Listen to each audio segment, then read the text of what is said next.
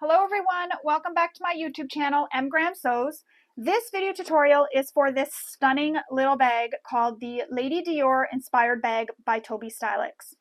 Now let's discuss the features of this bag. And the first feature that I love is the quilting. I think it's gorgeous. I love the way it just pops, and I think it's the shimmer of the vinyl that I use that helps it pop, but I love it. And it's all the way around the sides and the front and back of the bag. The bottom of the bag doesn't have quilting, but it does have purse feet, which protects your bag from when you put it down on the surface, so it won't get dirty. Purse feet are great for that. You have your handles here, which have foam in them and Decoville heavy, so not only are they nice and soft and cushioned, but they're also going to hold their shape and structure. You also have the handles held on with grommets and these spring rings or gate rings, so if you've never used these before, this is a great time to get to try them out. The top of the bag is closed with a zipper, keeping everything safe inside. Then on one side, we have a zipper pocket. And on the other side, we have a slip pocket. Perfect for keeping anything that you don't want loose in the bottom of the bag inside there, so it'll keep it organized. If you're like me, I like to have my keys in my pocket so they're easy to find, my medications, or my gums so that I can just find it when I need to. Makeup is another thing. Anything you want in those pockets. It's a really gorgeous little bag. You could make this casual, you could make it dressy, you could omit the quilting because it does take a lot of time, but I mean, it's worth it. Look at this. It's gorgeous. You could do embroidery instead. You could do free motion quilting. You can cut a panel. Anything you want, this bag is yours to have fun with. It's a great design.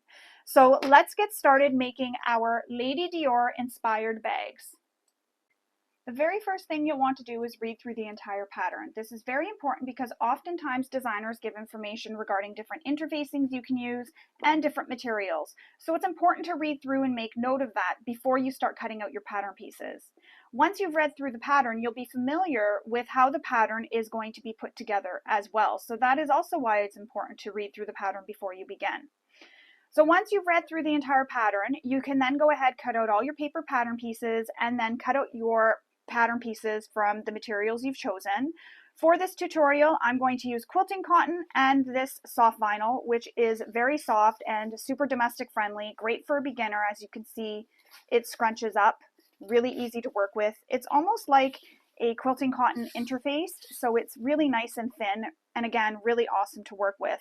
So that's what I'll be using. For interfacings, I've used exactly what's given in the pattern. You will want to use materials, interfacings, needles, and threads that your machine can handle. Once you've gotten all your pattern pieces cut out, you can go ahead and make some marks. So you can mark all the center points on your pattern pieces just so that they're marked there already. And you can make marks for measurements for where things are going to be placed, such as this. You can see there's a line across here for where my zipper pocket is going to go. Another thing you can do is cut out your zipper overlay, zipper opening here. You can see this. You can go ahead and cut that out as well. And the reason why I do this is it just sort of helps speed along the process so that when I'm getting to those steps, I don't have to stop and do that. It's already done. I figure while I'm preparing and I'm cutting, I can get that done at the same time. I also mark on the back what the pattern piece is, so when I get to that step, I know exactly what pattern piece to grab. Another thing I've done is I have all my hardware and supplies here in a little baggie, just keeps it all together so that I'm not looking for it. And I've labeled the zippers too with what the zippers will be when we get to those steps in the pattern. Excuse me. So I'm going to put this all to the side. We're going to get started. The first thing we're going to get started on is quilting our exterior pieces. Now, if you're not doing quilting, your pattern pieces will already be cut out. But because I'm doing quilting, I didn't cut out my pattern piece. I cut it as this one big piece as given in the pattern. Now, because I don't show rulers or anything like that on camera, I've had to go ahead and make my marks. But I'm going to walk you through it so that you know how. So the first thing you need to do is from the corner here, you need to make a mark up from this bottom edge, or from this bottom corner here, sorry, on the bottom edge. And then you need to make a mark up from the corner here. So I don't know if you can see you can see my marks. You can see the two marks. So right here and right here are where I place those marks. So you'll make those marks. Once you have these two marks made, you're going to draw the line that's going to connect those two marks right there. So you can see my first bottom mark right here. So I've made that line. Once you have that line made, you'll then continue in the increments given in the pattern. So from this line, you'll draw the next line. So from your first line, you'll draw your next line, and then the next line, and then the next line, and you'll keep doing that. Then when you get all the way through your entire piece, you'll come back over to the other corner, the opposite corner, and you'll repeat the same thing. So draw a line from in these corners, so up from the corner and over from the corner, connect those lines with a diagonal line, and then from this first line you drew, you'll draw a line over here, and then you'll keep going all the way across until you reach the other end. Now, once you have that all done, you can then use some double-sided tape. You can also use a basting spray if you want. I'm just going to use some double-sided tape, and we're going to attach this to the panel. And what this will do is this will help hold it in place while we're quilting it. So you just use your tape. If you're using a basting spray, you can just spray the whole piece of foam with the basting spray, and then that'll help hold that piece in place.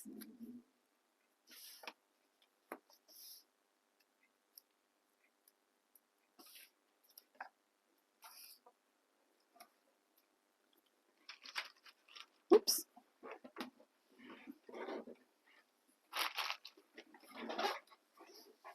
So now I'll remove the paper backing, and I probably should have put this instead on the back of the other piece, but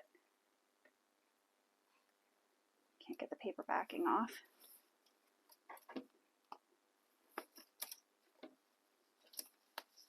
Sticking to my nails.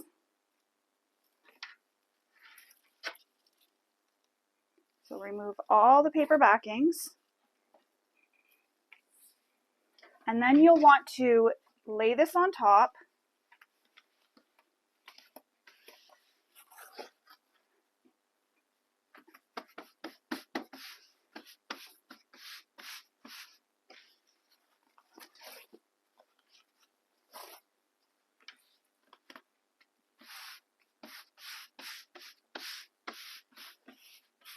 Now I've used chalk to make my marks, so some of them are rubbing off a little bit, but I can still see them, so it's not too bad. But trying to smooth this out so that it's nice and tight on your panel and you have no ripples or anything in the material.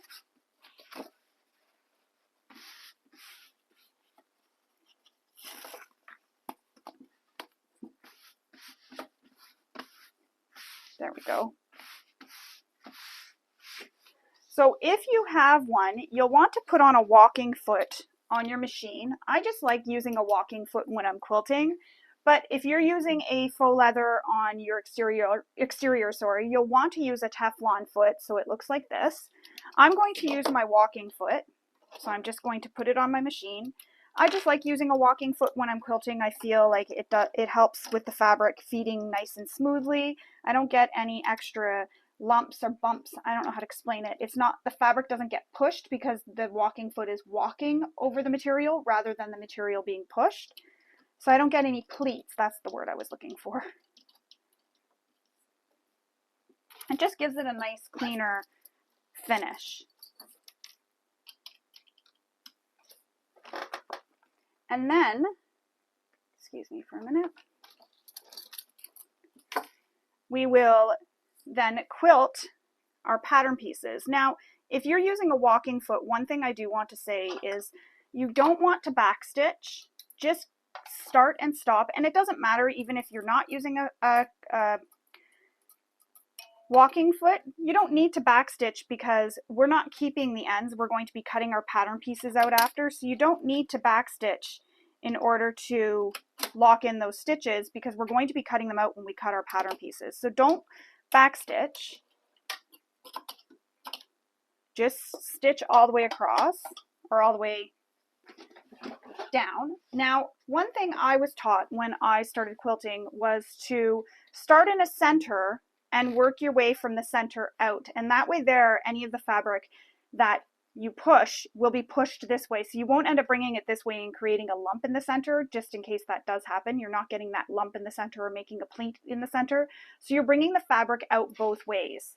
And I can see this isn't centered on here, so I'm going to readjust. This is the time to readjust if you need to. I might have cut my piece a bit bigger than my foam, and that's okay.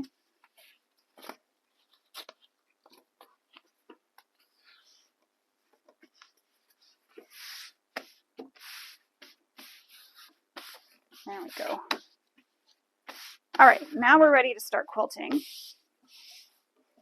And as I was mentioning, just make sure everything's nice and flat. Start in the center.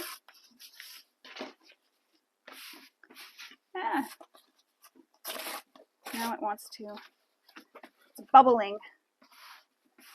There we go. All right, so starting in the center, I'm not going to backstitch, you don't need to. And I'm just going to quilt right on top of those lines that I've made. And I'm not backstitching. And I'm going to use a longer stitch length.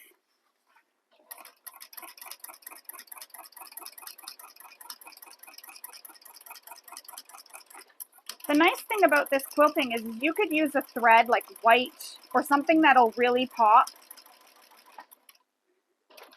on your material. Oh, it didn't cut that one.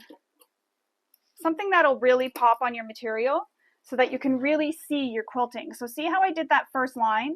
So now I'm going to continue going all the way across to the end.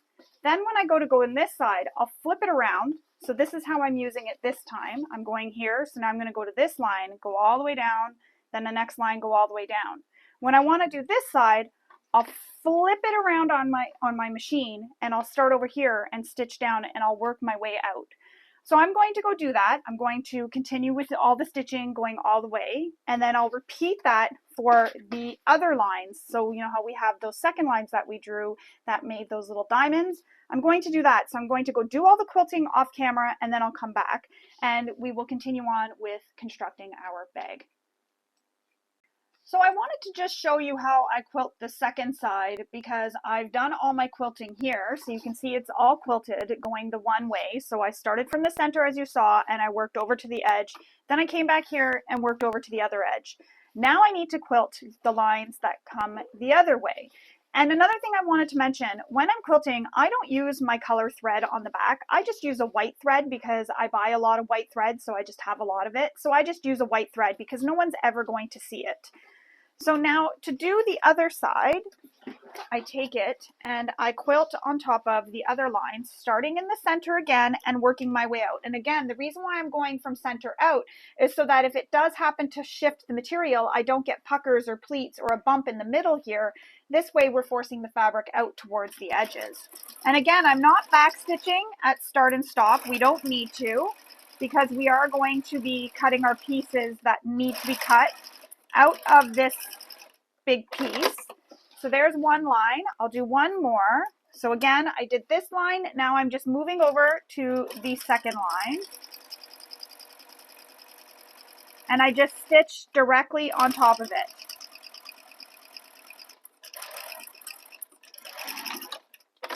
Oops, I didn't mean to backstitch there. But see, now you can see that I quilted those two lines, so now you have tiny little diamonds.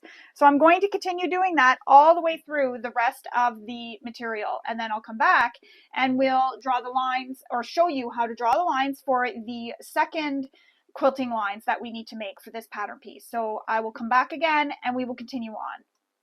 So I finished quilting all those little diamonds. Now we need to quilt the straight lines that go through those little diamonds, or squares, depending on how you're looking at this. Now I've already gone ahead and drawn all my lines, so you can see them there. And what you're doing is you're drawing them from the center point here where your diamonds, hang on, I'm trying to see it on the camera. So you're drawing the line over, so you'll see here, oops, hang on, I'm trying to do this. It's hard to see the camera. So the center point here, and you're drawing it over from the center point, and then over to the left and over to the right from the center point here of these diamonds. And you'll do that all the way across, just as I did. So again, from the center point of the diamond. So you'll lay your ruler. So here's the center point of these diamonds right here. I laid my ruler down, and using the measurement given in the pattern, I measured over from that center. Again, I'm trying to hold it. It's like I need extra hands here. I measured over from this center point to the left and then to the right. And that gives you those lines. Now, if you don't want to do this extra quilting, you don't have to. This is your bag. You can totally make it your own. But for the purposes of the tutorial and to stick to how the pattern is written, I'm going to go ahead and quilt all those lines. So when I quilt those, I do the same thing. I start in the center and I work my way out. So I'll do this again. I'll show you again how I do it. And my stitch length is still the same length I used when I was stitching the first lines of quilting. And you're just stitching directly on top of those lines you drew.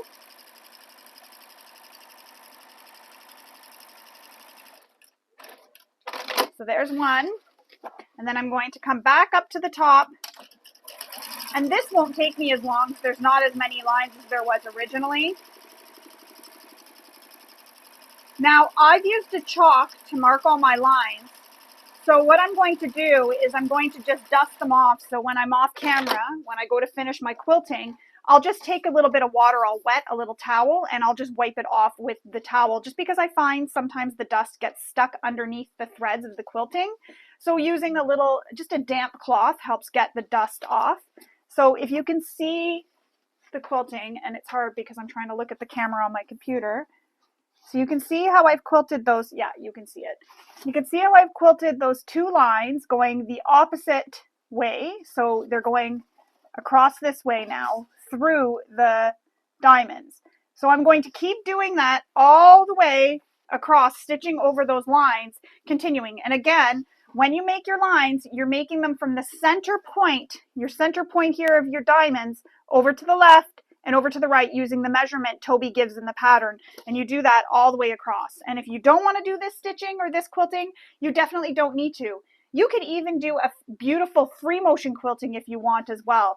This is your bag. Really have fun with it. Quilting is really fun, and I actually find it really relaxing when I'm just going along quilting. I find it relaxing because I'm just, you're not really having to think about anything. You're not thinking about construction. You're not thinking about pins. You're not thinking about clips, all that other stuff. You're just going and you're just stitching away and just having a really good time, and I find it really relaxing actually. So I'm going to go off, I'm going to go stitch the rest of those lines, and then I will come back and we will actually get to making our bag.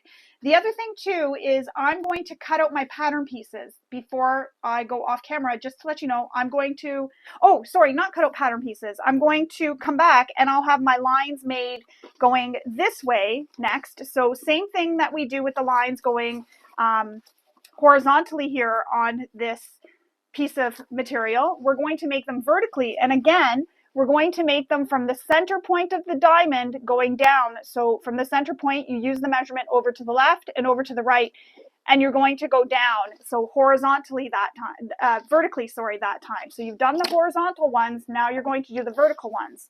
Once you have the vertical ones all stitched, we'll then cut out our pattern pieces. So when I come back, all my stitching will be done and I'll have had cut out my pattern pieces.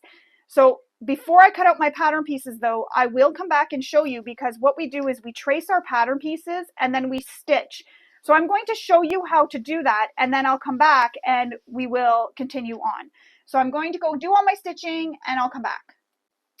Before I go and quilt these vertical lines here, I kind of wanted to show you again just how those are done. And it's kind of hard to show without actually showing rulers. But again, out of respect for the designer, and also because if anything changes during testing, this won't be affected. But I'm going to use some pens and pencils to sort of show you how it goes. So I don't know if you can see, but these are my lines currently. Where those two are placed is where my lines are.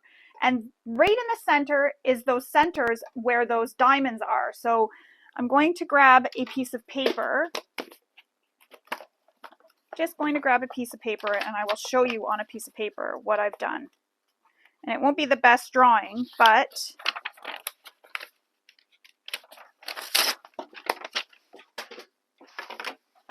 so we have our squares that go like this.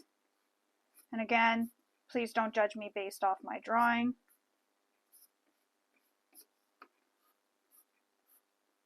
and they go all the way.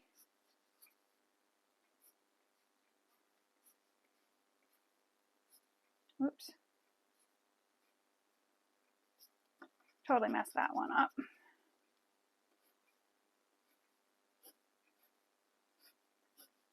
And they go like that. So you've got your diamonds that look like that. So when you're quilting, you're going to place your ruler, as she gives in the pattern, over from the center of these diamonds. So here's your center right here. So you can see where I drew that line. That's the center. But you're going to draw your line that's going to go over from the center line to the left and to the right, just like that. Again, please don't judge my horrible diamonds. So that's how it's going to look. Now, when you draw that second line,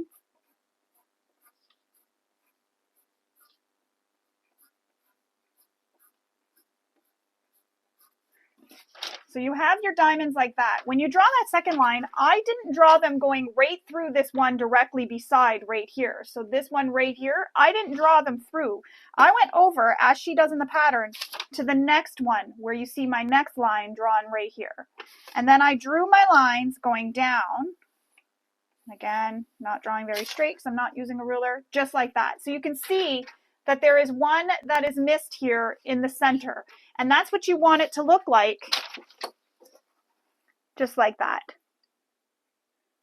So I didn't do it through every single one. You'll notice here, it's not done through every single one. So I go through this one, then I skip one, because your lines, if you do it through this one, they'll be too close. So if you look, I don't know if you can see that I drew those lightly.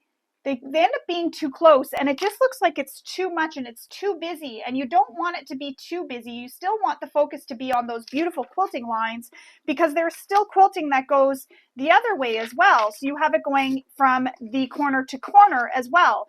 So you really don't want to have too much on there. I mean, if you like it, you can definitely do it. But in the pattern, that's how she has you do it, is you're skipping one. You're skipping one here and you're going over, because then the lines, if you've noticed how close they are together, see how close they are together? So my vertical lines are close. So here's a vertical line, here's a vertical line. I'm going to grab another pen, and here's another vertical line. You can't really see that because it's not very bright. Here's another vertical line. So see how close they already are together because of our quilting? They're pretty close. So there's the one diamond here in the center that I'm not, you can't see what I'm pointing at really well, or maybe you can and I just can't tell because of the camera, but I'll use this. You can see the one line, the one diamond here where I didn't go in the center, because if I did in the center and over to the left and the right, all these other lines would have been really squished together. So I hope that sort of explains it a little bit more. Again, sorry about my quick, not so nice drawing. If I had had a ruler here, I would have drew them nicer, but that just gives you an idea of how it's going to look. I hope that helps further explain it a little bit more, so it makes it easier to understand. And that's the same thing you do with these horizontal lines as well. So the same with the vertical, it's going to be the same when you did the horizontal. And you also have your quilting that runs from corner to corner on the angles as well. So you have that, but that's only one. You've just made those diamonds first, and then when we do the two lines, you'll do it just as I showed you on that paper. So I hope that helps make a little bit more sense.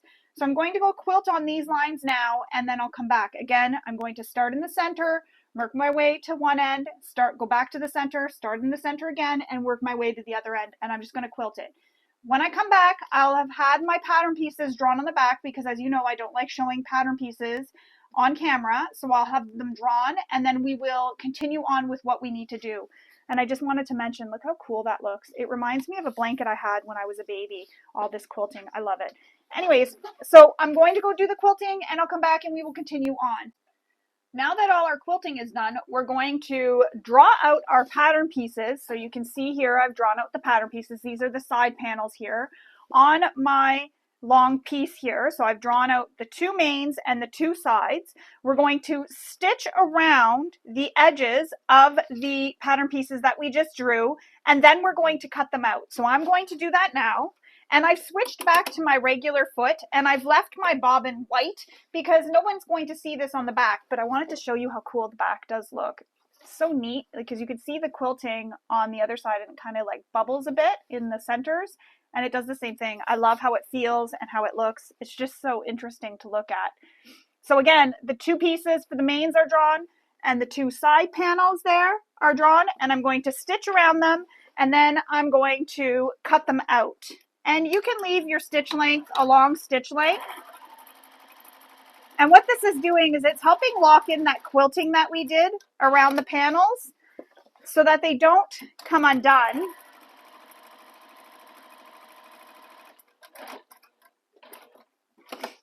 And then we'll be able to cut them out and not have to worry about all our quilting coming out.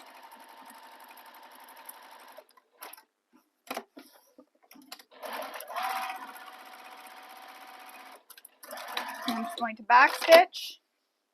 And you can't really tell because that's a rectangle, so you can't really tell what it looks like, but hopefully when I stitch the side panels, you'll be able to see better. But as you see, I'm just going around. And then we're going to cut them out after.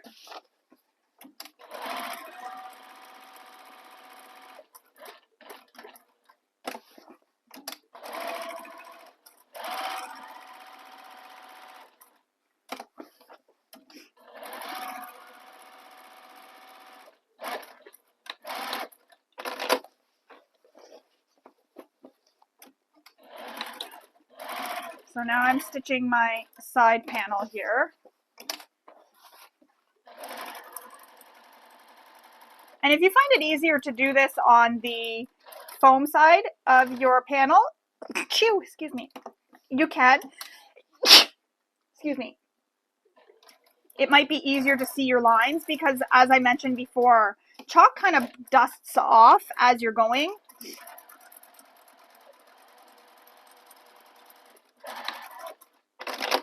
So it might make it a little bit hard for you to see your lines if your chalk has dusted off.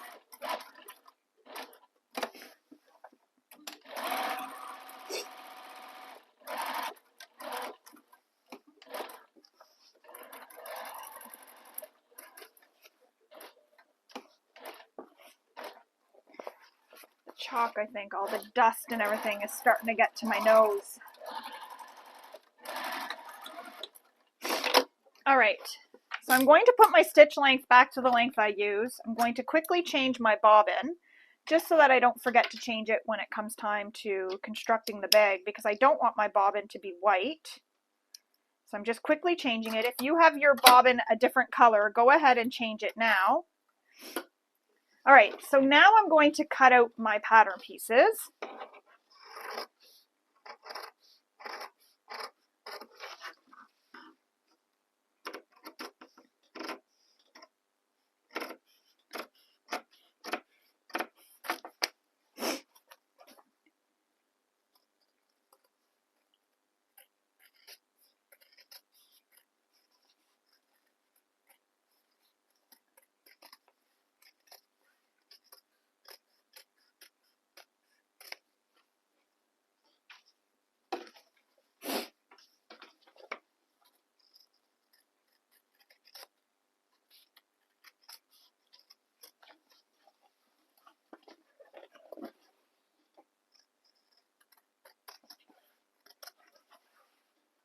Thankfully, that thread, I can see where it is, so I can sort of follow the thread because the chalk is sort of dusted off.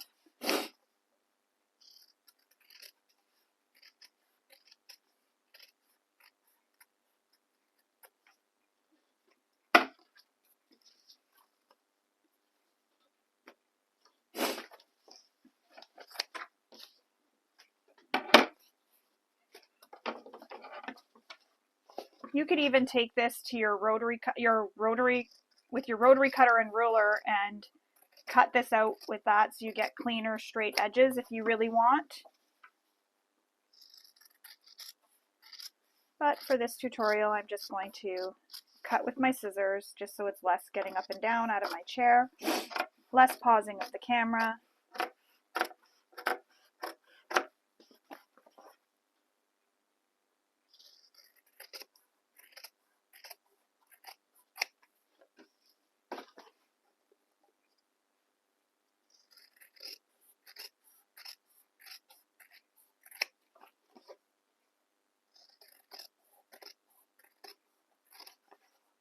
And you'll notice too, I didn't trim any of my threads on the ends here when I was quilting because we're trimming them off now. So we don't really need to worry about those threads on the quilting at the ends here.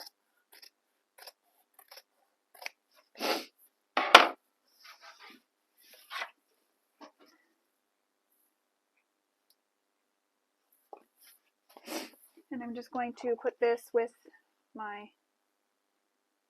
and just measure and make sure.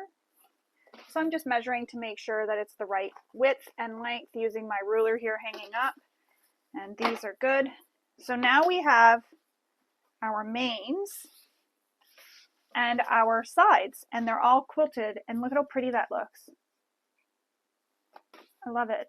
It's so pretty. I like how it looks on the back even. So now we're done that. Now we can move on, and what we need to do, and this is where I'm going to have to pause the camera, is you need to draw a line from the top down using the measurement given in the pattern on both the mains and both the side panels. So from the top down, you're going to draw a line using your ruler and measure from the top down. So I'm going to pause the camera, I'll go do that, and then we'll come back and continue on. So those lines are now drawn from the top down on all the main panels and the side panels. So you'll see them here. So now we're going to set these to the side. We need to grab out our base panel now. And we need to use get our purse feet because we're going to be installing them. Now in the pattern, Toby has you make marks from this corner up and this corner over, and then that'll make your mark here. And you'll do that on all four corners. Optionally, you can add one to the center if you want. I'm not sure if I'm going to, I think because it's a smaller bag. I know I marked it just so you could see how it looks, but I think I'm going to leave that middle one off and just use the 4. So you need your 4 purse feet and your prongs. If your purse feet don't have prongs, they might screw together. You can use those and follow the manufacturer's instructions for installing them. Always use your manufacturer's instructions when installing any type of hardware. They know how they're supposed to be installed. But I will show you what I like to do. So, a couple of things I need. First, I like to use my prongs here, and I use them to make the marks for my purse feet. So your prongs have little lines in them, so I center it over the marks I made. And then I just trace the prongs.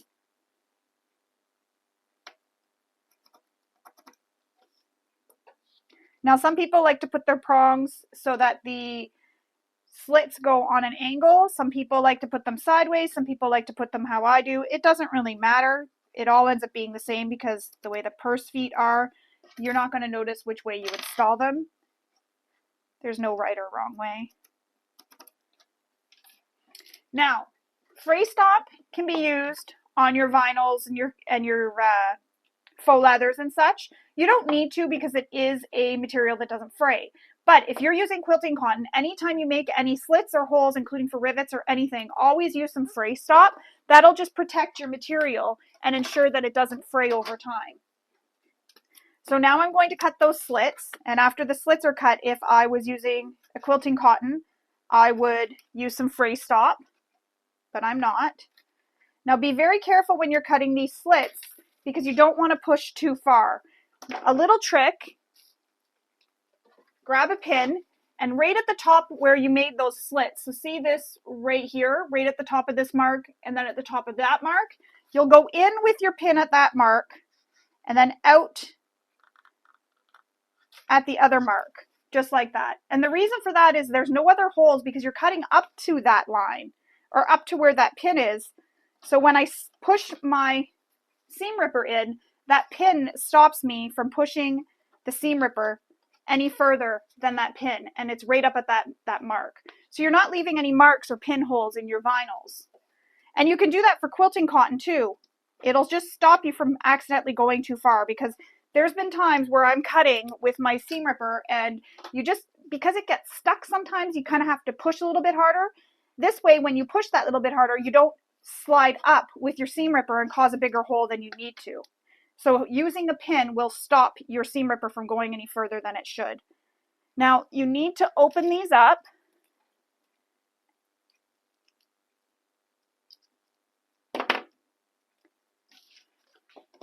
Insert them through the slits that you made. Then your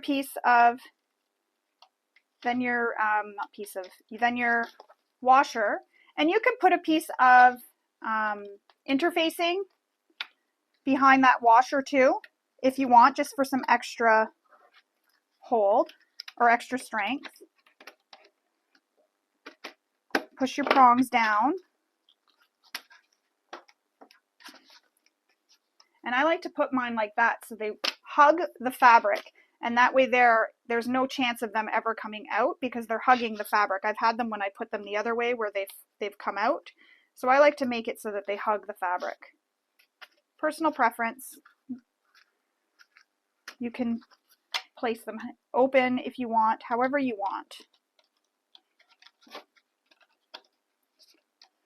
When I'm doing this though, you'll notice you kind of have to sort of twist the one prong. And then I just push it against my table to flatten them.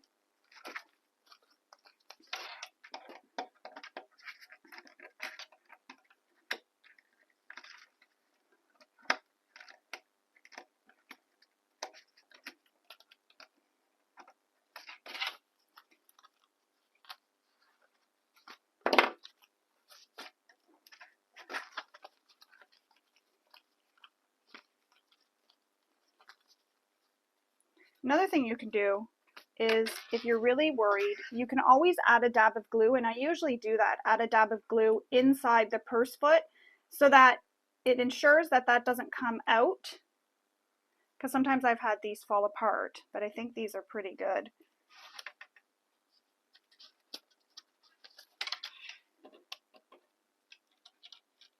I've had them come apart when they've already been installed on a bag, and then I just use a little bit of glue and I just put them back together and leave it dry.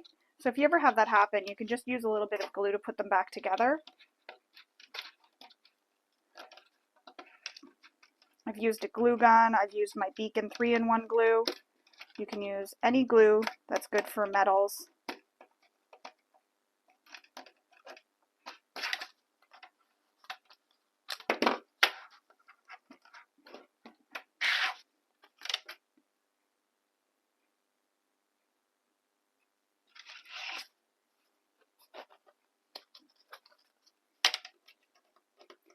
And then once we have these all installed,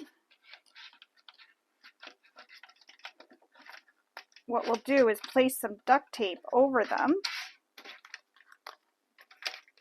And that'll just protect those prongs from rubbing through the material over time.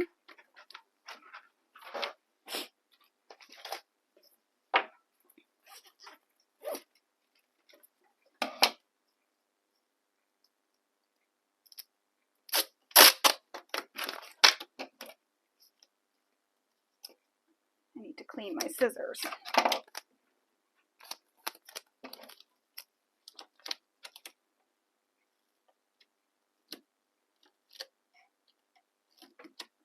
trying to cut it so that I can go right across two of them.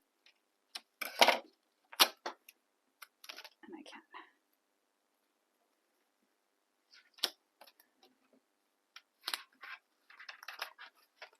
So I cover both at the same time.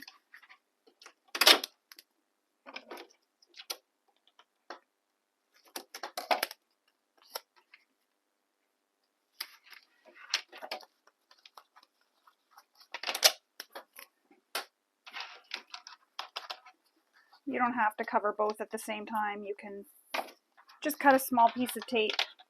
I just decided to do that way. And there we go. They're all installed. And again, if you want, you can put a purse foot in the center here, just like I have marked, if you want. Now we're going to grab back our main panels. and we're going to clip the base to the main panel. So we're going to lay the main panel right side up and have our base laying right sides down. So the wrong side of your base is facing you. So it's pretty sides touching. And along the bottom edge, so the edge that's the top is where that line is that we drew. Now if it helps, mark a T at the top. So go like this, mark a T, and then you'll know that this is the top of your panel so that you don't get it confused when you're putting it together. So again, main panel, right sides up with the top at the top, base panel, right sides down, wrong side is facing you right now, pretty sides touching, and clip it together along the edge.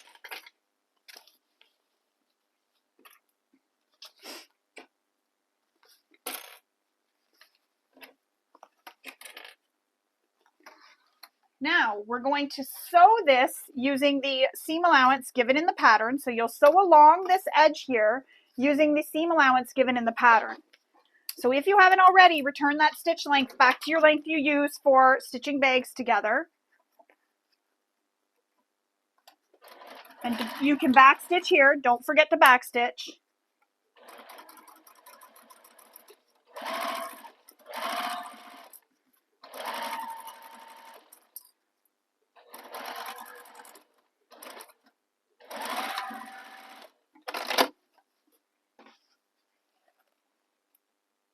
I'm just going to fix this edge here. So I feel like it's sort of shifted on me. There we go. Nice and straight now.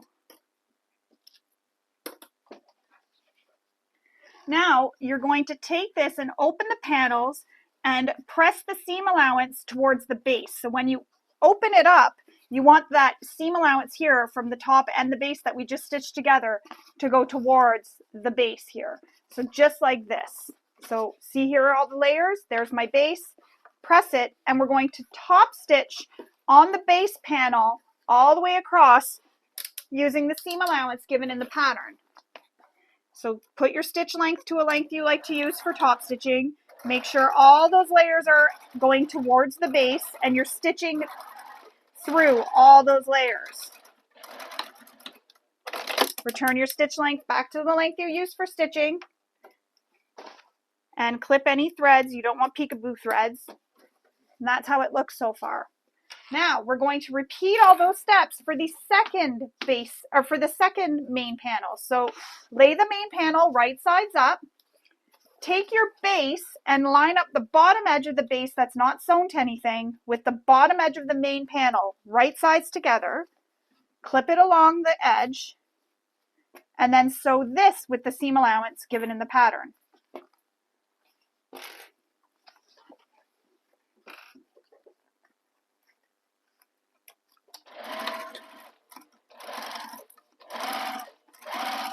You're probably thinking that we've been spending a lot of time on this bag so far, but I promise it's all worth it because of all that beautiful quilting you've done. If you want this to go a lot faster, you don't have to do that quilting, and that'll make everything a whole lot faster and feel like it didn't take as long to construct your bag. Now we're going to press all those layers towards the lining, towards the base, sorry. And I'm going to stitch through them all.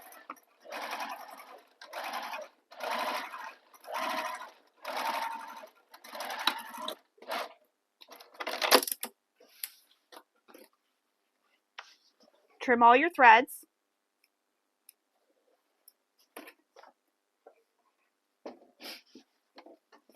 And then that's how that looks when you're done stitching it. So you have your main, a base, and your main. Now we need to take our side panels and attach them to this.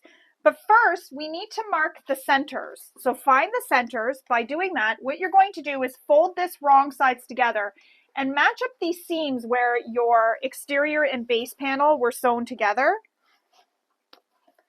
And then make a mark. That's where your center is. So if you match up the seam where the base and exterior main panels were sewn together, that will give you the center point of the base. You could always measure as well and use your ruler to mark it. And then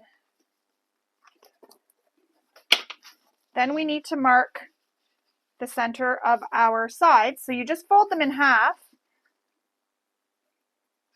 And I'm going to mark the center at the top here. So just fold them in half. And if I lay this second panel on top of the other one, that's how I can mark my centers, just like this. So I just laid them directly on top of each other like this, and I was able to mark the centers. Now we have our centers all marked. What we need to do now is take one of them with your exterior main and base lying face up or right sides up. You're going to take your side and place it right sides down. And your side, your bottom of your side is going to go against the bottom of the base panel, or the side of the base panel here. And you're going to line up those center marks. So base panel center mark lined up with the bottom center mark on the side panel. Clip it in place. Then match these top edges. So spin it around and bring up that top edge of the main panel up to match the top corner or top edge of your side panel. So again, on the other side, main panel top edge with the side panel top edge. Then we're going to clip it the rest of the way.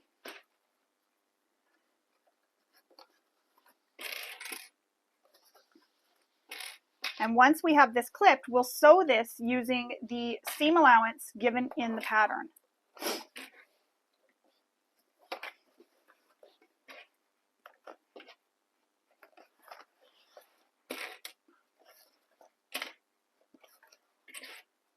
And this is where you start to see the bag really take shape, because you can already see it starting to take shape and happen. It's really exciting. I love this part. So now we're going to sew this using the seam allowance given in the pattern. And don't forget, return your stitch length back to the length you use for stitching your bags.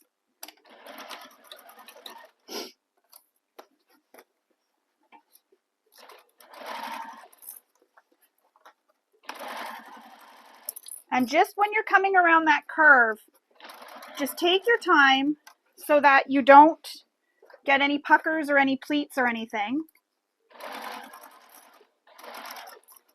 You may find it helpful to make some notches in the curves if you feel like you need to have that little extra give in that area. And by notches, I mean you take your scissors and you snip into the curves. I'll show you on the second side. And you can do it as you're sewing along here.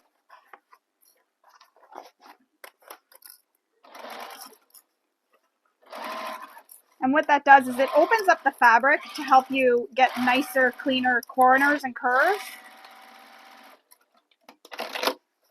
so that you don't get puckers. And one of my edges here kind of went a little wonky, I guess because I was stopping to talk.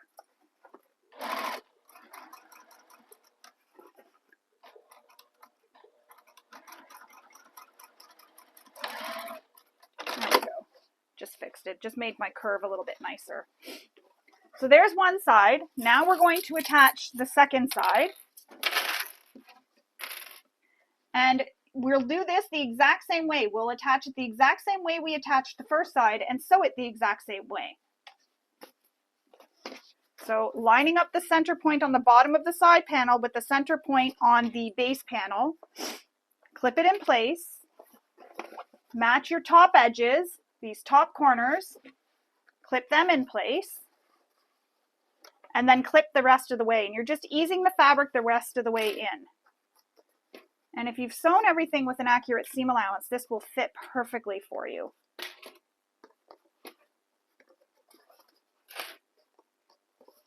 Now, I'll show you what I meant by clipping the corners, because what it does is it opens up that fabric for you to get nice curves, makes it easier for sewing. So when you make those snips, what it does is it opens up the fabric like that. Anytime there's curves, it's a good idea to add these little snips. And I'm just making them within the seam allowance. So don't go any further than the seam allowance, because you don't want to have a snip going up into the fabric, so past where the seam allowance is, because that'll cause the whole bag to keep coming apart. So if it's within the seam allowance, it opens it up just enough to be able to stitch there. And you'll see I'm coming up to one of them right now. And what it does is it's laying flat now on my table, on my bed of my machine. And what's happening is where that snip is, it's opening up so that as I'm coming around, it makes it easier to sew and keeps it nice and flat for me.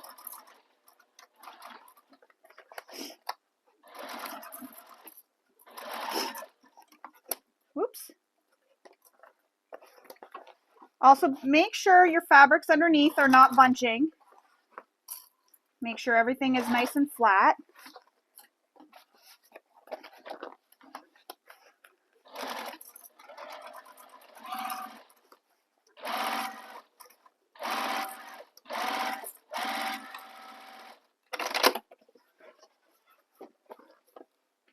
And then you can just check to make sure that you caught everything in the seams. So what happens was, see how you can see those little, I'm going to try and turn it so you can see. So see these little snips right here? See how it opens up? That's what it did as I was going around that curve. It was opening it up to make it easier so that my material can lay flat and I can get around that curve no problem. And everything looks great. You can feel inside. If you want, you can turn your bag right sides out right now to check it out if you want. But I'm not going to because I'm pretty confident that it's okay. I'm looking at it here and I don't see any puckers going through here. No puckers. So I'm good. Now we need to fuse our main panel interfacing to our main panels. So I'm going to go off camera and I'm going to go fuse it now. And once I have it fused, what I'm going to do is I'm going to leave it cool for a while, because I find if I turn it right sides out like the pattern says right away, what ends up happening is sometimes this Decoville heavy comes off, and I don't want that. I don't want it to come off. So I'm going to leave it cool off or cool for a bit, and then when it comes time to putting the bag all together, I'll then turn this so it is right sides out. And another thing, your interfacing needs to be under that line that we made. So it'll line up. So see that line? Sorry, I keep thinking the camera's over here, but it's over here. So see this line here that I made at the top from the top down? We're going to line up the top edge of the interfacing with that and also center it on the main panel, because you don't want to go right to the edge, because then you can't turn your bag right side out. So it'll be between your seams and under that line. So I'm going to go fuse that now, and then I'll come back and we will continue with making our zipper pocket and our slip pocket. So I've attached that interfacing into the main panel, and you'll notice I kind of fibbed a little bit. I said I wasn't going to turn it right side out. However, I needed to, because I found it really hard to fuse the interfacing to the bottom here without really squishing the bag, and it just wouldn't fuse properly. So what I did was turned my bag right sides out, and then I took my little iron, because I have a smaller iron, and I was able to get right in here and press it down and press this interfacing down in these corners down here on both sides. I was able to put the iron right in and press there so that that would adhere. And it's cooling now. It's still a bit warm, so I'm trying not to move that area, like don't squish it, excuse me, or anything, so that it stays hot and it'll fuse as it's cooling. Because what I find happens often is we fuse our interfacings, and while they're still warm, we manipulate our bag. And what happens when it's still warm is it's not completely fused yet. So it needs to completely cool before you really manipulate your bag. And just look at how beautiful this looks so far. I'm just loving it. It's so pretty. It looks so cool. I love it. So we're going to put this off to the side, and I'm going to leave it cool. And if you feel that your interfacing is lifting a little bit, just take a small iron, or your big iron even, and really open this up and put the corner of the big iron right into that corner and just hold it there, and then hold it, and just make sure you don't hold it for too long, because you don't want to cause any damage to your vinyl or whatever other material. So you could use a pressing cloth if you want between, but just refuse it again if it starts lifting. But we're not going to be turning this wrong sides out or anything anymore. This is it. It's staying like this. Now we're going to construct our zipper pocket, and for this we need one of our lining panels, our zipper pocket overlay, and our 2 zipper pocket pieces, and our zipper pocket zipper. It's like a little bag of goodies here.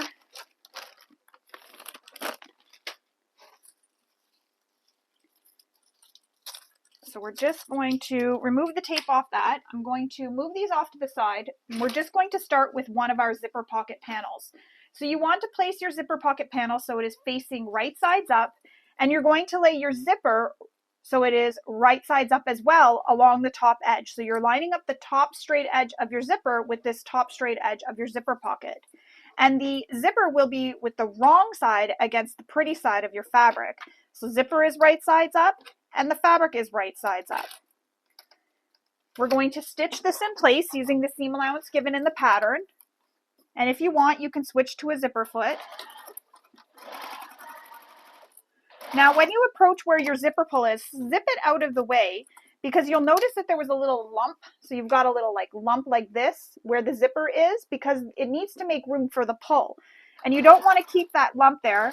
And you also don't want to hit your zipper pull or the zipper pull if it dangles, because you could break a needle or damage your machine.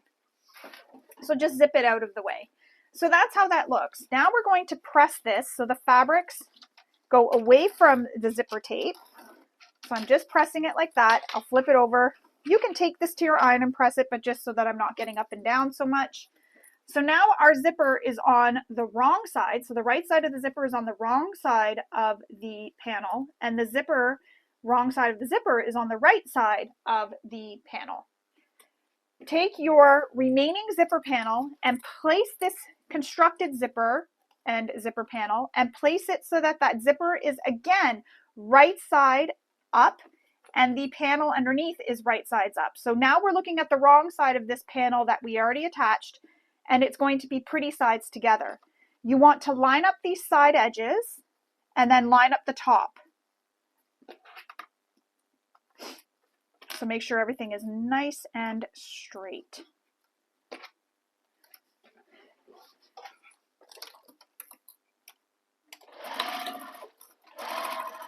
So again, I'm approaching that zipper pull, so I'm going to zip it out of the way.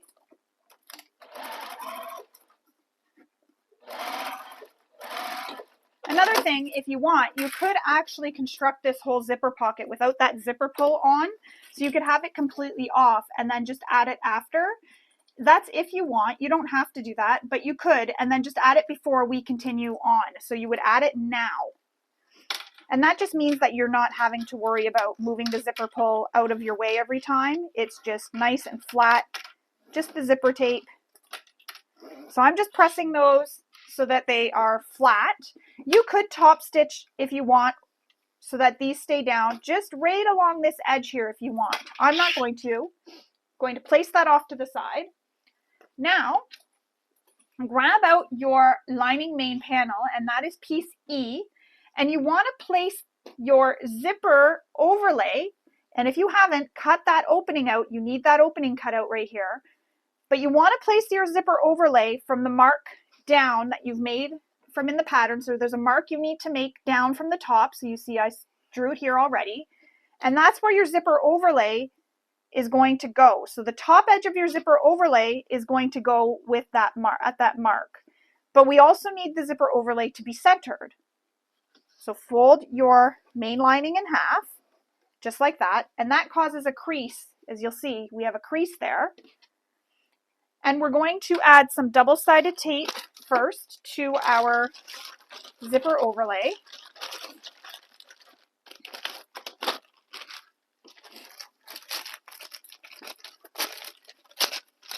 Gets really stuck in there. So on the wrong side of the zipper overlay, we'll add some tape.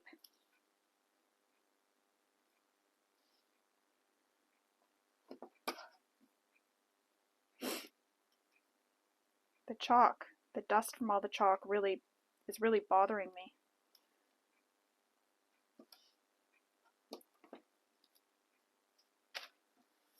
My nose is itchy since I did all that. So now I'm going to fold this in half and create the crease before I remove the paper backing, just because I sometimes find that it sticks to me rather than not sticking, I guess you could say. So it sticks to me while I'm trying to press, and then what happens is it's stuck to my finger, and when I pull my finger away, I accidentally pull the double-sided tape off.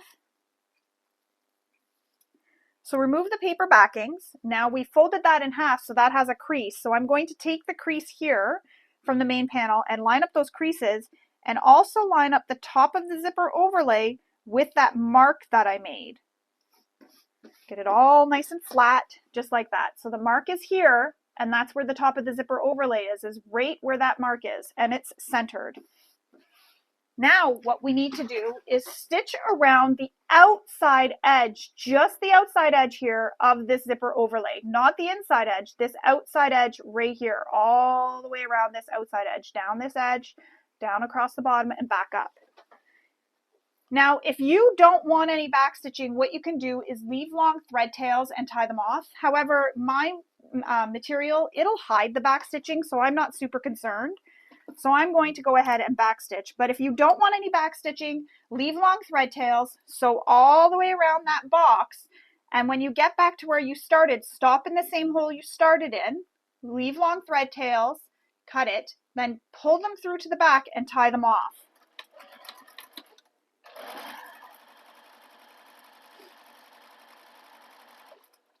That's really good for when you're using a material that, say you're using a different thread that's really going to pop and you don't want it to show that you've backstitched,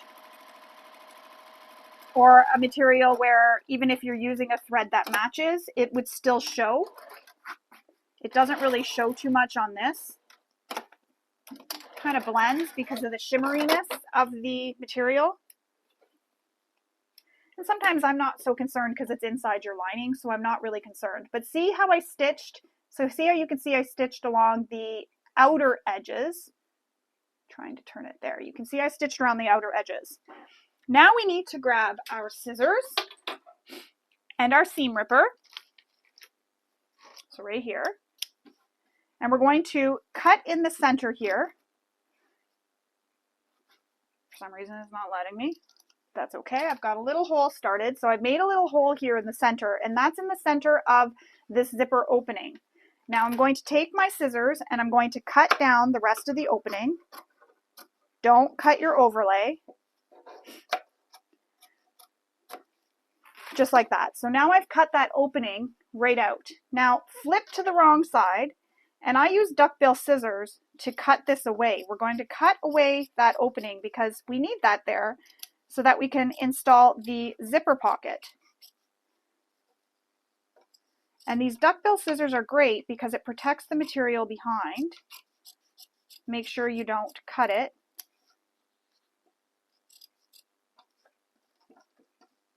And this doesn't need to be perfect. It doesn't have to be a straight line or, perfect cutting, because no one's going to see it. Just cut that out so that you don't see it within your opening. So just like that. So see how mine's not perfectly straight or anything? That's okay. No one's ever going to see it. But you want that opening cut so that you can put your zipper pocket in. Grab back that constructed zipper pocket and some double-sided tape. And we're going to place double-sided tape along these two long edges here of the zipper.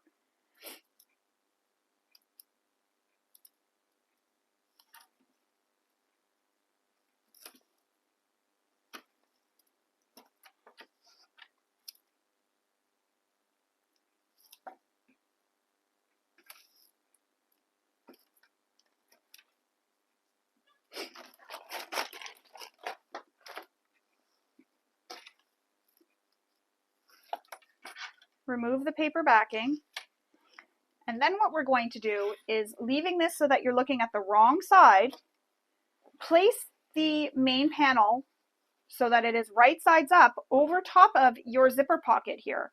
And you want to center it. So you want to not only center those zipper teeth, but center the zipper pockets centered with the panel as well.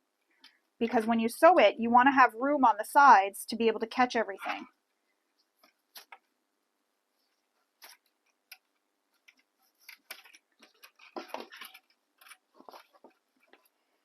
And if you have to move things around, shift things around to make it really nice and perfect.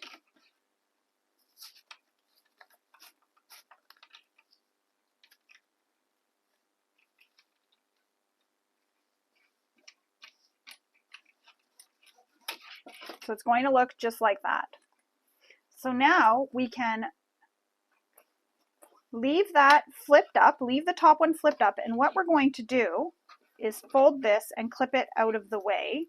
So I just like to roll it and clip it so that it stays out of the way for now. Because what we're going to do now is, starting on the bottom here, we're going to sew across the bottom edge using the seam allowance given in the pattern.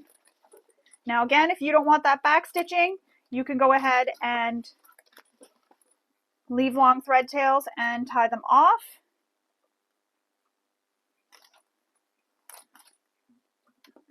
And I'm just doing a measurement here for where I'm going to start. There's the zipper pull. I'm just zipping it out of the way. Back stitched at start and stop. Again, you don't have to. You can leave long thread tails and pull them through and tie them off in the back. But I've stitched, so you can see I've stitched, trying to position this so you can see the stitching. So I've stitched right under the zipper. You can see it here. Now, take off your clips and let that top panel come down. You can clip it together just to make sure it stays down, just like that. Now we're going to start in the hole we stopped in, come up the side edge, across the top above the zipper, and back down the other side edge, stopping in that hole we started in here. So again, make sure those panels are down.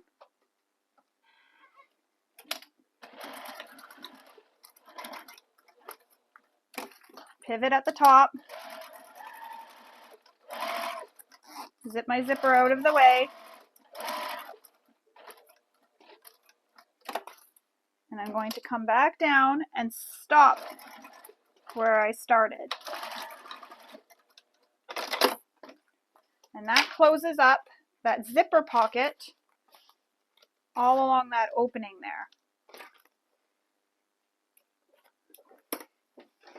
So now it looks like this from the wrong side. So see how I've stitched? I went up and then across and then down, and I stopped right where I had started previously and stopped. So it was just on the inside edge, close to the zipper, is where we just stitched. Now keep these zipper panels clipped together. We're going to trim off this bottom edge here because we want these to be the same length. So trim it off just like that. It doesn't have to be perfect, just trim it. And now we're going to sew the side edges and the bottom using the seam allowance given in the pattern. So move the lining panel out of the way.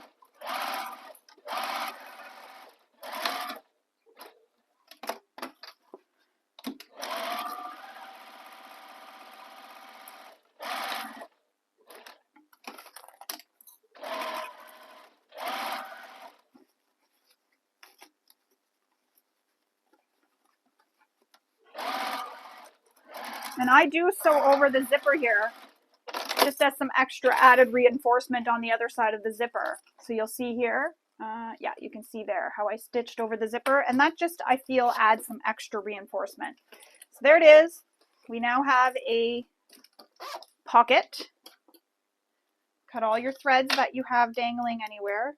I don't know where they are. There they are. And if you want, you can even trim your zipper. If it's too long, you can go ahead and trim your zipper. Now we're going to put this off to the side. We're going to move on to constructing our slip pocket. So now you need the remaining piece of your lining main panel, and you need your slip pocket piece. And this is going to be in Slip Pocket B file. That's where you'll want to refer to for how to make this. And the first step you need to do is create this little box here. So you see how this box is drawn? So from the top down, we're going to draw a line, and then we're going to make another line under it, connect the sides, and draw a line in the center and little V's. I say they almost look like little Y's when you look at them this way. Once you have those drawn, fold your lining main panel in half again.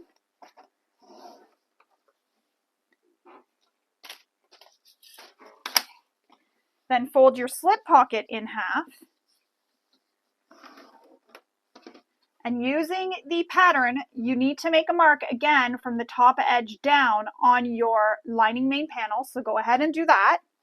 Once you have that line made and all your centers marked, what you will do is line up the center marks. So those center creases, we're going to line them up. And we're also going to line up the top edge of our slip pocket with that line we made, just like we did with the zipper overlay.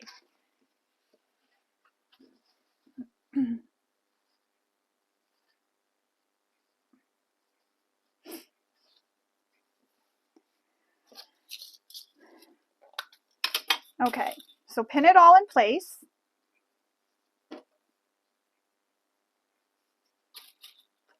And then what we're going to do is sew around that zipper, or sorry, that slip pocket opening here. So we're going to sew all around that box, not in the center, just the outer box. So all around this box here, we're going to sew around, it's hard to see again, around this box, down the side, around the bottom, and back up the other side. It's hard to see when I'm looking at the camera and then trying to point because it's all backwards. Now, if you get to the corner and you're worried about getting skip stitches, what you can do is decrease your stitch length to as short as it can go. Take one stitch, return your stitch length back to the length you were using to stitch, turn the corner, and keep sewing until you get to the other corner. Once you get to that other corner, bring your stitch length back to a 0, one stitch, bring your stitch length back to the length you were using, turn the corner, and stitch up to the next corner, and keep repeating that until you get all the way to the end. Now, when you come back to the end over here, you don't really need to decrease your stitch length, just backstitch, because you're back where you started. Remove your pins if you haven't done so already. Now I have a pin mess all over my table. Okay. So just removing all the pins. Now we need to cut down that center mark here that we made. So using your seam ripper, start cutting the opening. And then we will take our scissors and cut right on that line. Cut into the corners. Be careful not to snip those stitches though.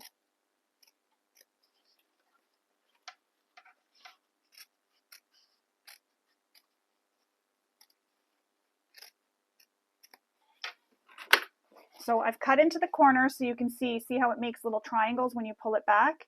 And then you have the center cut.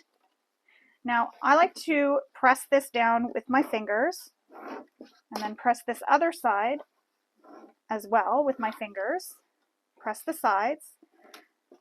And before we go to press this with our iron, what I wanted to mention is, say you're cutting and you accidentally cut your stitches here in this corner. Don't panic. What you can do is come back over here, start stitching backstitch directly on top of your previous stitches, backstitch, stitch down that corner and around the other side and backstitch. What that does is it not only re-sews that corner and those stitches there, but it locks in the previous stitches as well, so nothing will come unraveled. And I've done that many times myself where I've had to do that, so you don't have to worry if that happens. So now we're going to press this pocket through the opening so they become wrong sides together. And that's where that first press that I did there, it really helps because it makes it so that it's easier and nice and flat. So I'm going to take this to my iron. I'm going to give it a really good press, so get it nice and flat. I'll even use a bit of spritz, so a bit of water. I'll spray it with a bit of water to help it get really flat. And then I'll come back and we will continue with constructing our slip pocket. So I've given this a really good press, and like I said, I spritzed it a little bit so that it would press it nice and flat. And sometimes that little bit of water just helps crease it nicely. So you have the front and the back. And right now, the two panels are wrong sides together, which is what you want. When you flip it over and you see the wrong side of your lining, you see the right side of your slip pocket. So now what we're going to do is pin this so that it doesn't shift on us, because we're going to sew around this opening that we have here. And you can use a longer stitch length, so a length you use when you top stitch. Again, if you don't want back stitching, leave long thread tails and start without backstitching, get all the way back to where you started, and then leave long thread tails. You'll be stopping in that same hole, by the way, that you started in. You're leaving those long thread tails, then pull them through to the back and tie them off.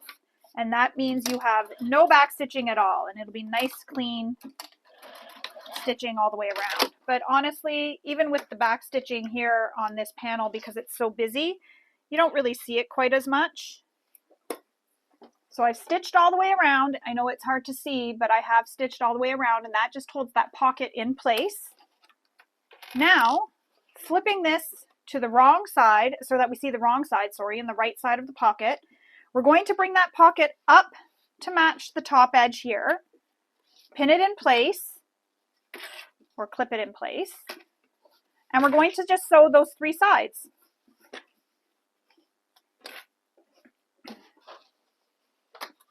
And you'll use the seam allowance given in the pattern. Whoops. So I'm just sewing up one side edge. Then I turn and go across the top, keeping my lining out of the way.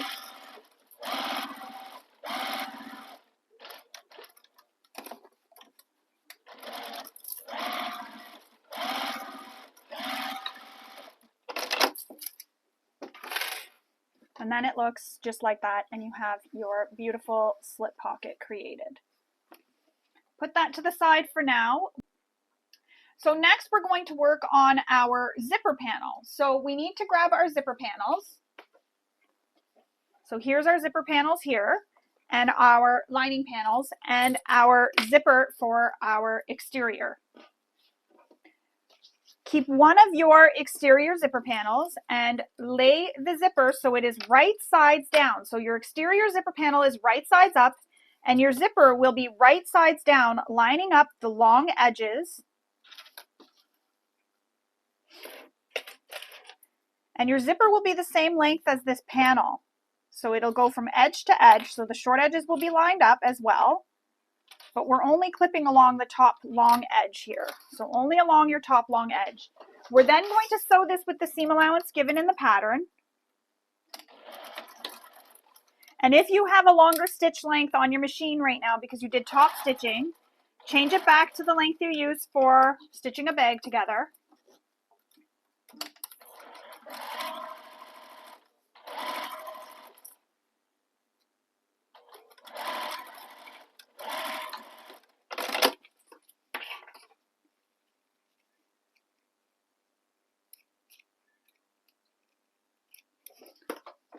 Now, grab one of your lining panels, and you're going to place it so it is right sides down against the wrong side of the zipper. And you're creating a zipper sandwich. So the right side, the pretty side of the lining, is touching the wrong side of the zipper. And by zipper sandwich, it means the zipper is sandwiched between your exterior and your lining. Clip it together again on that same long edge that you just stitched.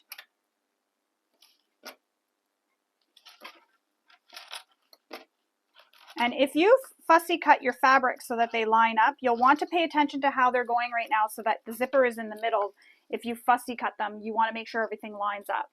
Now we're going to sew this edge with the seam allowance given in the pattern.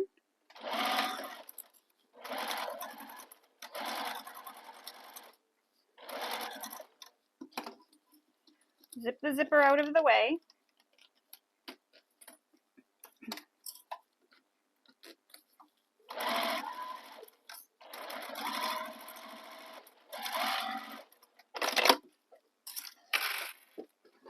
Then we're going to flip these 2 panels so that they are wrong sides together. So just like this, so you're pulling them away or pushing them away from the zipper.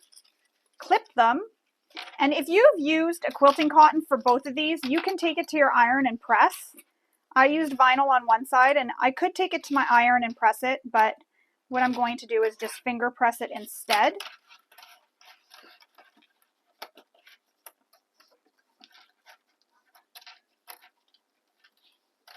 And actually, I'll take the clips off first to do this.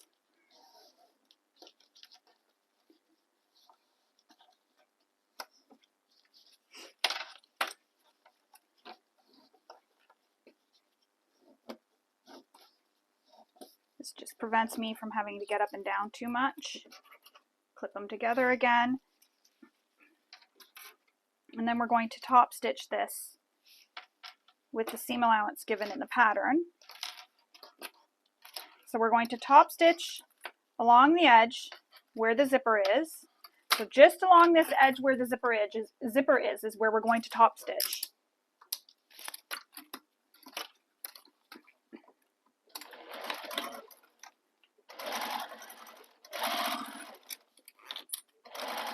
And I just moved my zipper pull out of the way because it's a bit of a dangly zipper pull, so I don't want it to get caught under my needle. Trim all your threads so you don't have those peekaboo threads later. And that's how it looks so far. Now we're going to repeat that whole process for the second side. So exterior zipper panel, right sides up, zipper, right sides down, clip along the long edge.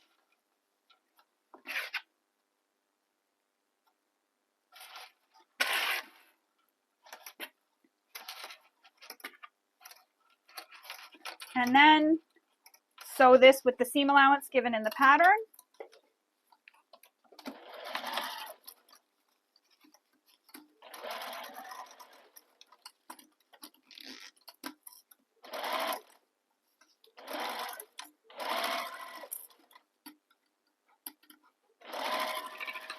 And I did leave those threads or those clips on the other side just to help hold it out of the way as well. Now, placing this so that the zipper is wrong sides up, lay your lining panel right sides against the wrong side of the zipper, again, creating that zipper sandwich. And then we'll sew along this edge using the seam allowance given in the pattern.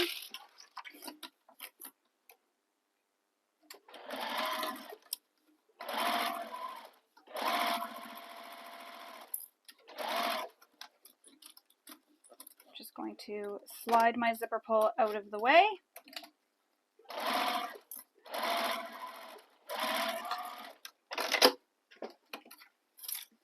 And again, press these panels away from the zipper.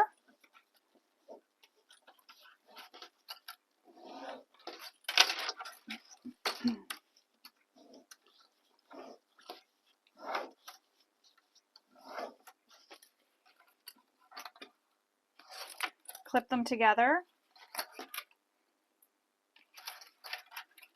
And then we'll top stitch on the side of the zipper along the edge of the zipper there. Same thing as we did the first time. We're going to top stitch here along the edge of the zipper.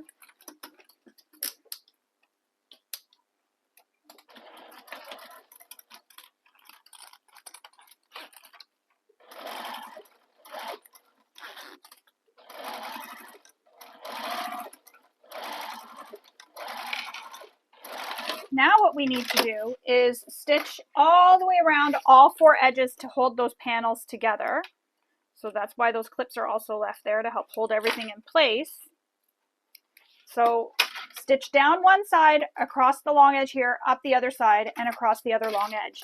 Make sure your zipper is not in the way, so that zipper pull is out of the way. So I'm going to reattach my zipper pull.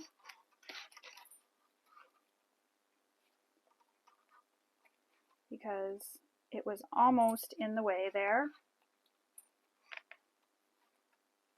I usually do this with my zipper helper, but unfortunately it's too far for me to reach.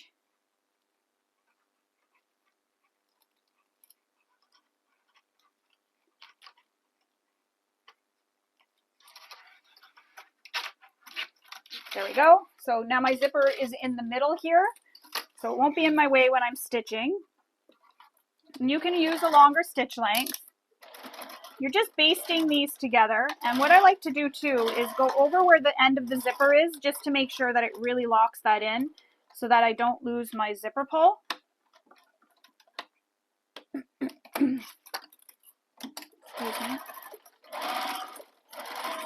And if your zipper is really dangly, just be careful when you're going by it, like there, what I just did there. It kind of dangles and it almost went under my zipper foot, under my presser foot, sorry, not zipper foot.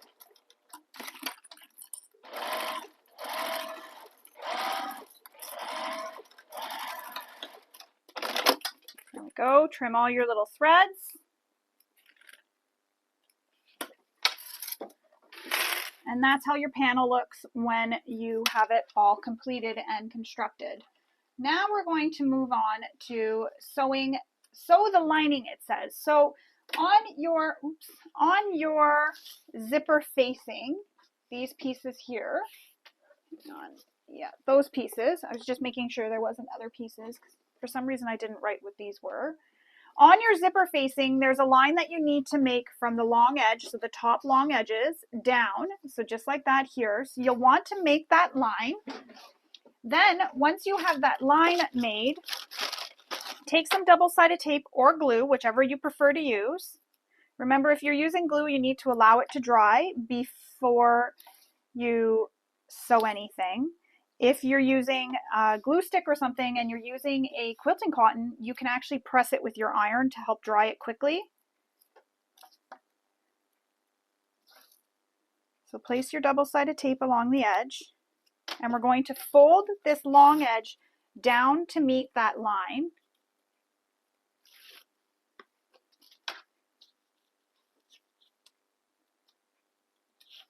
So fold the long edge, lining up the sides, make sure your sides are all lined up.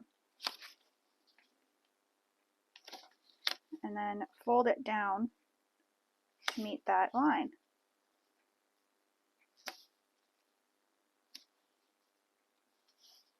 Just like that. And the double-sided tape will help hold it in place. So just like that.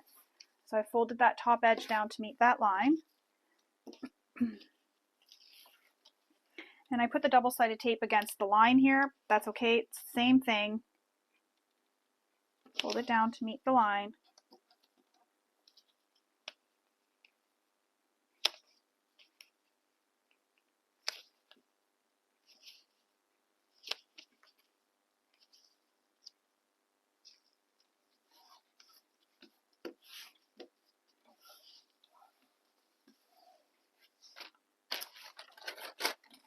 So now you'll have two pieces that look like this, both folded down.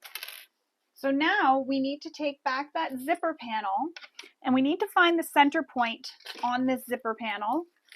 So we're going to fold it in half, find the center point by folding it in half, lining up the short edges, and make a mark. And I make it just within my seam allowance. And I usually use pencil, which I know is a big no-no, but I don't go past the seam allowance, so you never see it, and I've never had an issue with my pencil, but I find when I use a friction pen or even the chalk, it often rubs off. So I like to use the pencil within the seam allowance. So I've marked my center points. Now we need to take one of these zipper facings and we need to place it right sides together with the right side, so the exterior side of our zipper panel. So lining up those center points, again, zipper facing is right sides together with the exterior side of the zipper panel. Clip it along the long edges. Now this is longer and it'll all make sense very soon, but we're just sewing along the zipper panel here. And we're starting and stopping from the short edges, and I didn't mark that. So I'm actually going to go off camera, quickly make my marks for where we have to start and stop, and then I'll come back and we will continue on. So I've made those lines, now we're ready to start stitching. So I just drew the lines with my chalk straight down, and that's where we're going to start and stop on the other edge. So starting at that mark, we're going to sew these panels together using the seam allowance given in the pattern. And don't forget to return your stitch length back to the length you use for stitching your bag together. And my zipper pull is dangling towards my presser foot, so I'm just going to move it out of the way so that I don't accidentally hit it.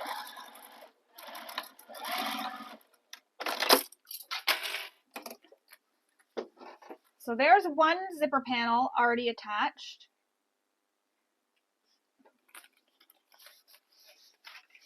Now we're going to take one of our lining panels, so whatever one you want. You want to do it though so that your zippers close the same direction. So I'm going to go with the slip pocket panel, and you can see that chalk mark, so I'm just going to brush that off. Sometimes rubbing it with another fabric, sorry that was loud. There we go. Sometimes rubbing it with another fabric helps rather than just your hands. So now we need to take this top, or this lining panel, laying it right sides up, and we need to match the top edge of our zipper facing and zipper panel here to the top edge of the lining. And the zipper panel, when you're looking at it, is going to be right sides up, but you're going to be looking at the wrong side of your zipper panel. So you're going to match those top edges.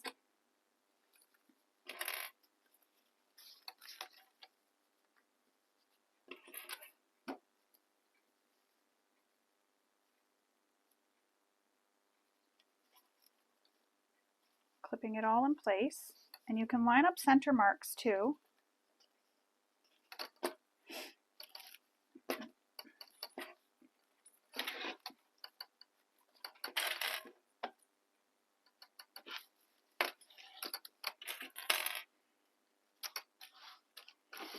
So now what you need to do is stitch right on top of those existing stitches that are there, right on top of them. So starting and stopping in the same position that you started and stopped in before, and we're stitching right on top of those previous stitches.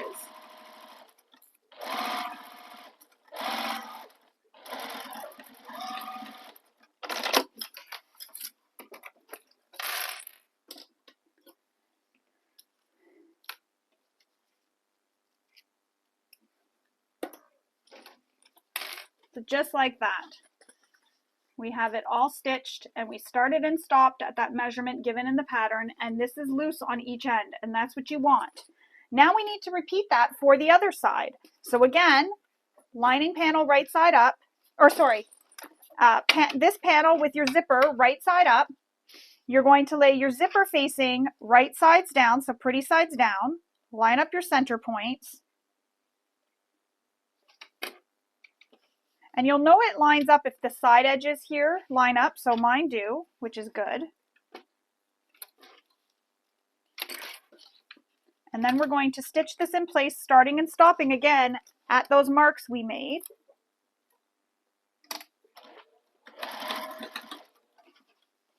And I'm just going to flip my pull so it's down, out of the way.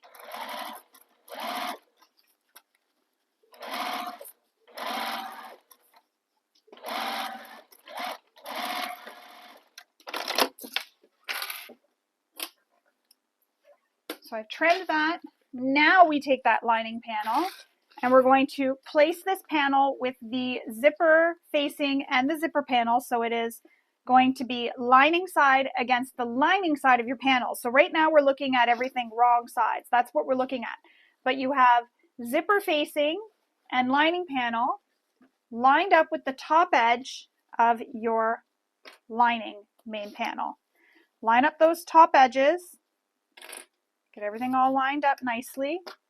Clip it in place. Line up your center points as well. It's always good to have your center points lined up, then you know everything is going to match up and all line up nicely. So just like that. So if you flip your zipper panel out of the way, we see the right side of the zipper panel. And then when you flip this up, you see the zipper panel lining is against the lining main panel.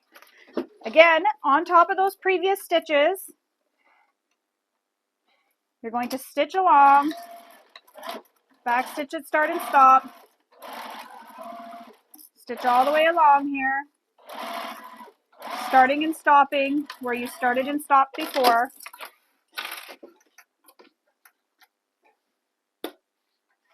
And then that's how it looks. And once you remove those clips and you open this up, you're looking at the exterior side And this side, when you open up the bag, is the lining side. Now we need to stitch the two zipper facings together.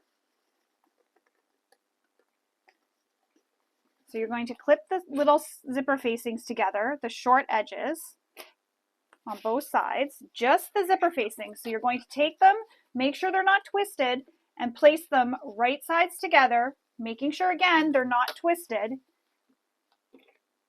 So the edges where the folds are will be at the top, and it'll be just like that, so that when you do look in, you can see it looks like this.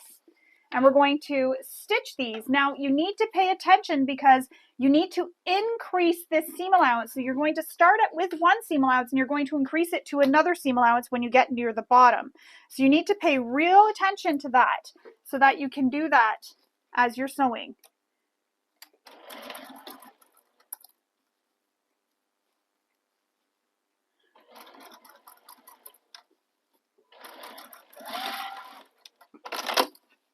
And it may feel a bit wonky, but you can do it. And if you have to, you can go and start a second row of stitching and go over just to make sure that you got it accurate, which my first one wasn't super great. So getting it accurate the second time was good. So starting with that seam allowance that she says to, and then gradually increase to the final one. And that just helps ensure that everything fits together at the top properly, but then so that your lining will fit a little bit tighter as well. That's why oftentimes designers use bigger seam allowances on the linings, is so that the linings will fit nice and snug inside your bag. Now we need to sew the edges of our lining together. So move this zipper facing out of the way, because right now we've created a loop here with the zipper facing. So you can see there is a loop here. So now we need to sew the linings together. So move the facing out of the way, clip your linings down the sides. Excuse me. So all the way down the sides. And we're going to sew those side edges together using the seam allowance given in the pattern.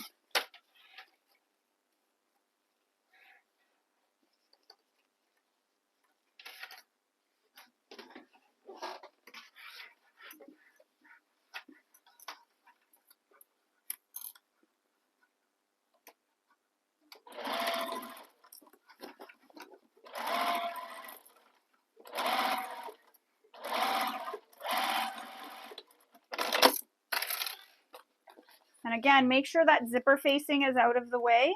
You don't want to sew through that or anything else. We're just sewing the lining sides.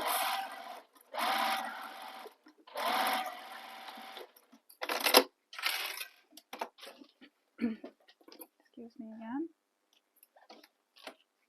All right, so all my threads are trimmed. I'm just going to take a drink. All my threads are trimmed. Now this is going to be what's going to feel like a tricky part, but you can do it. You're going to take one short edge of the zipper panel and match it with the zipper facing and lining next to it. So the short edge of the zipper panel. So open up your seams here and you can press them flat. So open up the seams there and press it and open up the seams on your lining. And this may feel a bit wonky. Now don't open up your zipper. Leave your zipper closed. If your zipper is in the middle like mine is, you want to leave it closed. It'll just make this so much easier for you to sew together with that zipper closed because it's all held in place. Or it should already be, sorry, ignore me. It should already be held closed because we stitched around that edge. But if for some reason your zipper is opening up, you'll want to reach in and sew this closed again so that it doesn't open up. If for some reason it does.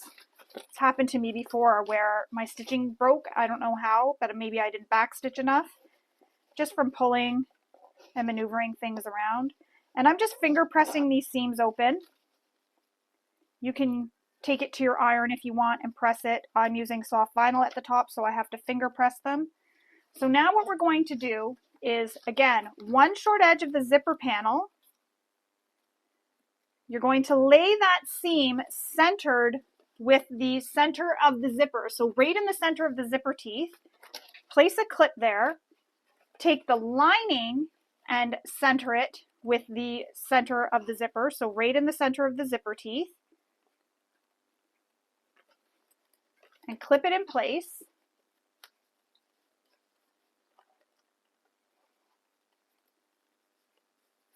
And what's going to happen here is we're going to sew this and we're going to end up reaching where that stitching was that we started and stopped. And we're going to sew right up to that stitching. And that'll close up any gaps or any holes that we have to make this really cool zipper opening at the top.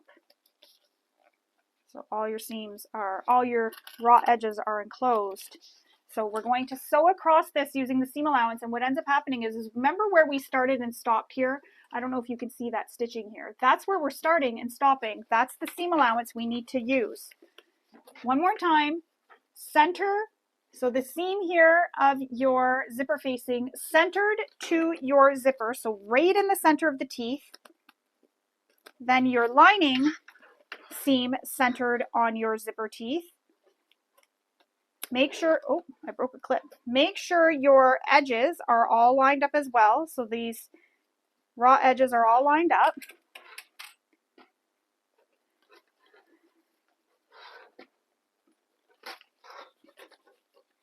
Use as many clips as you need or pins, whatever you feel you need to use to help hold everything in place. And now we're going to sew that using the seam allowance given in the pattern. And again, we're starting and stopping where we started and stopped sewing before. Make sure there's nothing else underneath your presser foot but those materials. So you don't want this part of your lining here under your presser foot. It's just the pieces that you've clipped together.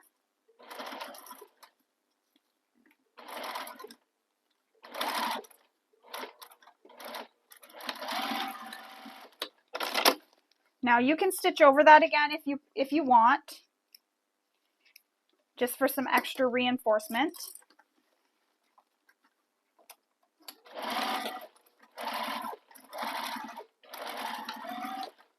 And another thing you can do is you can actually trim this down too, because that does add a lot of bulk there. So you can trim that down if you want. It'll just make for a nicer finished bag.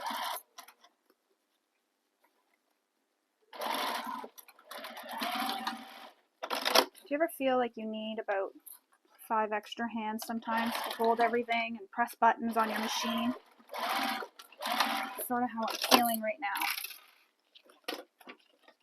So now I'm going to carefully trim that seam allowance. First I'm trimming my threads, which is not really necessary. Actually, yeah, I'm going to trim it. I'm going to trim that down a little bit, just so that it's not so bulky there. And I have scissors that I use for zippers, so I want to use that.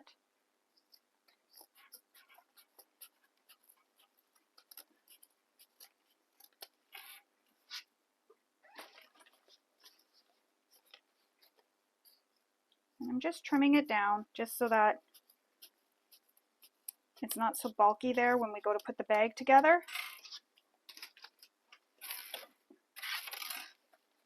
So I've just trimmed it down just that little bit, just so it's not so bulky here when we go to put the bag together. But you can already see how cool does this look. Look, when you look inside, I zip it closed. And that's going to shape the bag too, because now we've created this rectangle shape here. Another thing you can do is at the top here, you can actually sew these down if you want so that it keeps them down. So what I mean by that is take those little, the seam here, and sew it across so that it holds it down and in place so that you don't get any shifting or it coming up out of the way or when we sew the bag together. So I'll show you here. I'm just trying to get everything positioned. Actually, no, I won't. I can't, because that's right. We're not hiding this. So ignore all of what I just said. It's not going into a seam. This is actually going to be a dropped-in lining, so you can't do that. Ignore it. Now we need to sew the bottom of the bag. If we weren't sewing the bag with a drop-in lining, we could totally do that. Because it's a drop-in lining, we can't. So now we're going to sew the bottom edge using the seam allowance given in the pattern. Keep the zipper pocket and slip pocket out of the way. We don't want to sew those.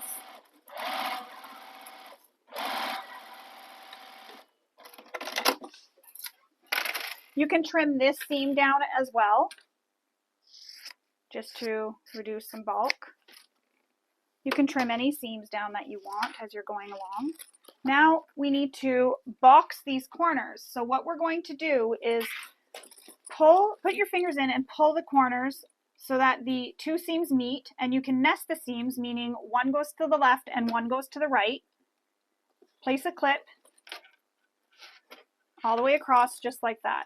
So again, I put my fingers into the opening, I pull the opening, nest the seams, so make one seam go to the left, one seam to the right, line up this raw edge, clip it in place, and then we'll sew this with the seam allowance given in the pattern.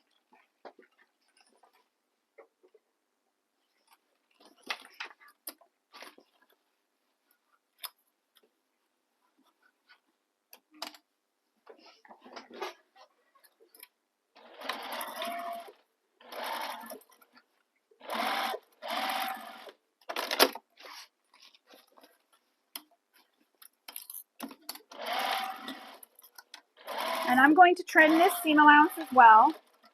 And for this, I will use my pinking shears. Usually when it's a quilting cotton, I do like to use pinking shears. Not all the time, but I do. Just because it prevents it from fraying. So I should have used that down here, but I didn't. So that's how that looks. We have our boxed corners and our pockets, and it's wrong sides out.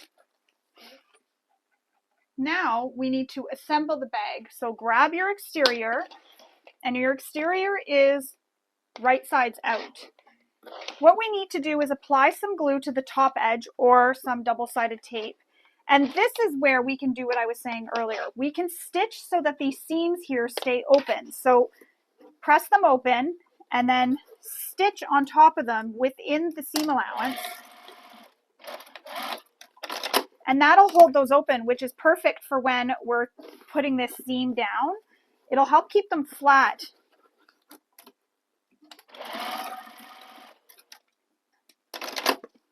Which is what we want. We want to keep everything nice and flat. And it helps reduce the bulk too. So as you can see, I've stitched them together at the top. So if you can see this, it holds them open just like that. So I'm stitching within the seam allowance at the top. And this won't be seen because we're folding this edge down.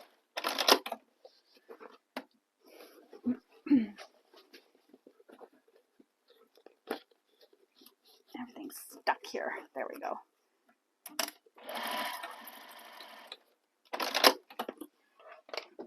Trim your threads. Or throw them on yourself too, like I just did. I can feel them somewhere here. It's gonna make me itchy. All right, so now what we need to do is add some double-sided tape or glue, whatever you're using. Just remember, if it's glue, you need to wait for it to dry. I may need to grab more double-sided tape here. Add it to the top edge, all the way around.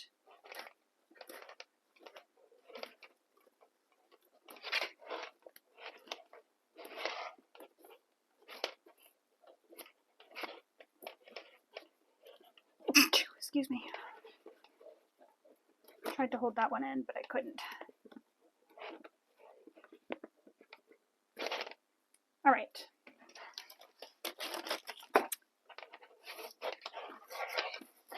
There we go. So now we're going to take that, where'd it go? Backing off, the paper backing off, and we're going to fold that edge down to that line we made. Remember those lines we drew earlier? You can see them better here. So we're going to fold it down to meet that line. And if you have to use clips here to help hold it once you get it folded down, go ahead and use clips. And just make sure that seam that we stitched open stays open. And remember, this is coming down to meet on top of that interfacing we put in there as well. Where you may need to really use the clips is where those seams are. That's where I'm finding I need them the most, right on either side of the seam to really help it stay in place.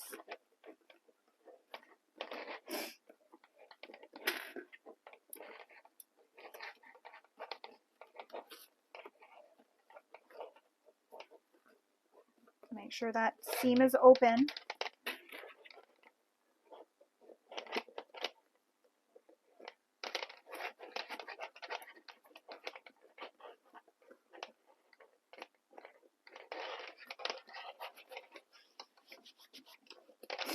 So there you go, we've got it all pressed down.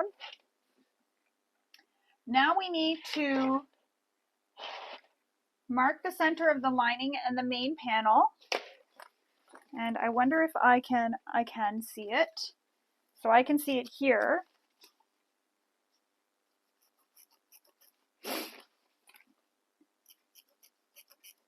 Because you'll have the quarter markings on the other side. And I can pull this back.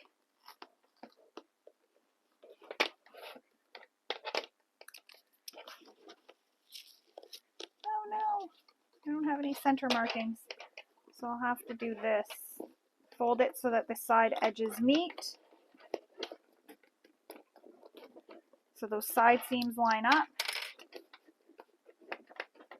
And then make my mark.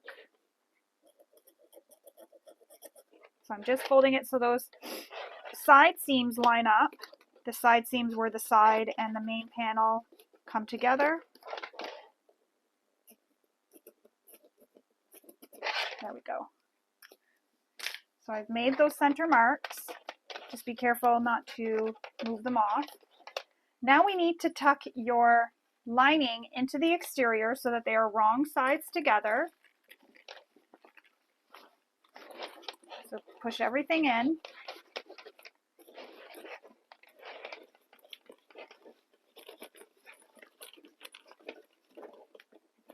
And you'll want to mark the side as well, where the centers are on the sides, just because you can line up that side seam with the sides on the side edges. The seams on the side edges, sorry. Okay.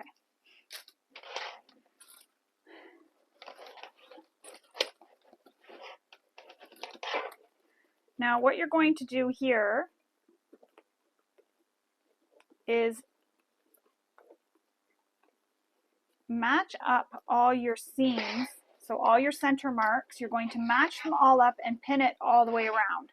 Now what I'm going to do here is I'm going to use some double-sided tape to help hold this all in place while I sew it. So I'm not going to put the double-sided tape right at the top because I don't want it peeking out. I'm going to put it closer to the bottom of that folded down edge. So it's not right at the top, it's just at the bottom. So here's the bottom edge here. I'm going right along that bottom edge.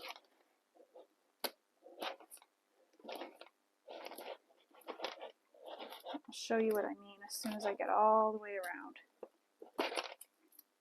So just like that. It's not right at the top, it's just at the bottom. So there's the top, and see how it's at the bottom? Remove the paper backing. I'm going to need to stand. And so there it is. So now I'm going to line up the center marks on the side panels with the side seam. Oh, that mark went away. Lining up the top edges. Line up your center marks on your main panel with the center marks on the lining.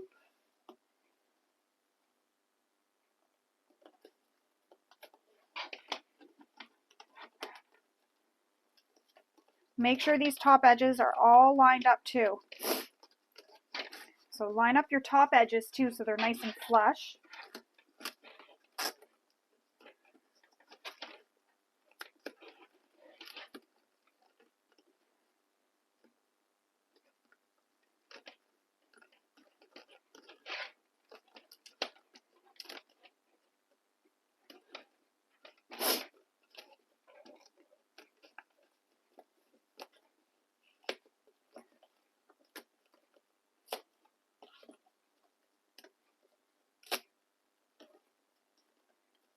Don't be afraid to move things around to get it to fit.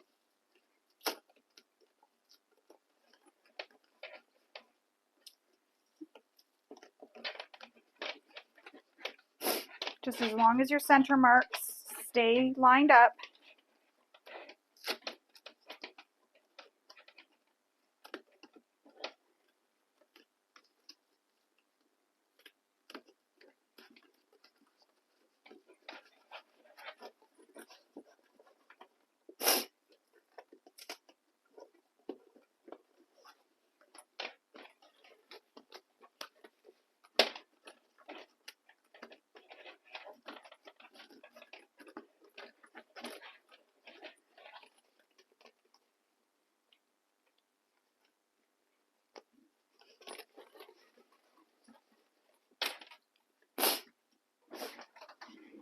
Now we need to top stitch around the edges of the bag. And I'm just making sure that it's all nice and flush and there's no, like there, see that kind of gave it a wrinkle, but I think it's because the side seam is kind of doing that. Now we need to top stitch around the entire bag. And I don't have a free arm on my machine, so that's going to make it really hard for me. So I'm going to do as Toby has in the pattern, which is sew on through the lining side. Normally I would turn my bag so it is exterior side out, but because of the Decoville Heavy, I don't really want to fight with this bag right now. So I'm going to sew from the lining side, and I'm going to go very slowly and carefully to make sure I'm catching everything I need to in my seam. And because my lining and my exterior at the top are all nicely lined up, I should get a nice even seam allowance all the way around. And again, I'm just going to take my time sewing all the way around. And I do kind of have to squish this a bit.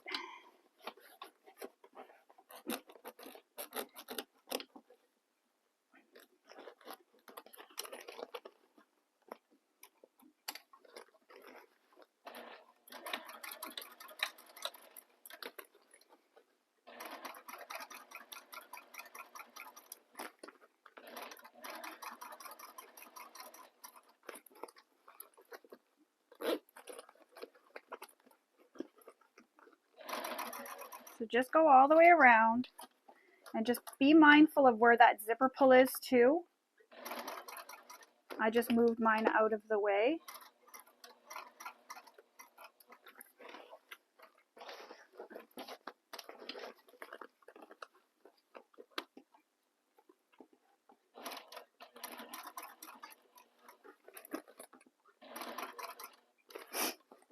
This is probably the hardest section here, is going around where the side is, because it's not a big area, so it's hard to maneuver your bag around.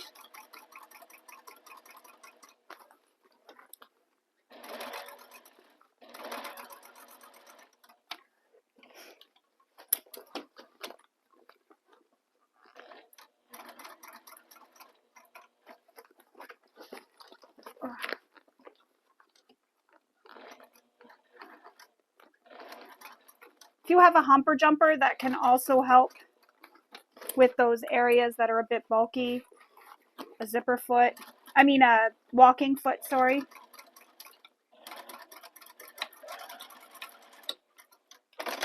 And that is the sound of knowing I've made it all the way around back to the beginning.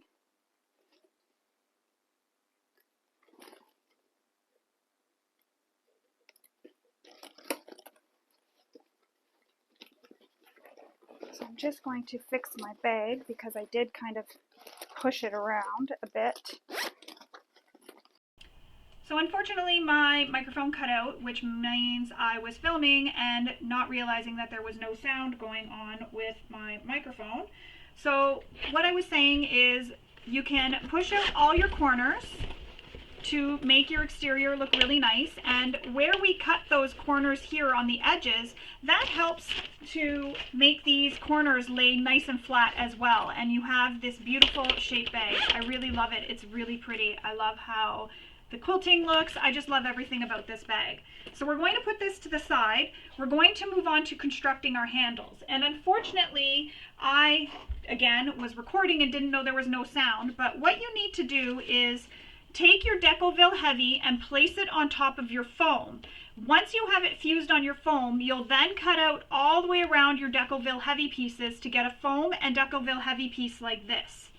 Once you have that cut out, you'll then take some glue or double-sided tape and you'll stick two Decoville Heavy pieces together. So it'll be foam, one layer of Decoville Heavy, another layer of Decoville Heavy, and then foam. So you have two foam and two Decoville Heavy there, just like this. So you can see it here. You made like a little Decoville Heavy sandwich. So that's what you want to do. I'm just looking to make sure my microphone is still on. It is. Now what we need to do is take our handles.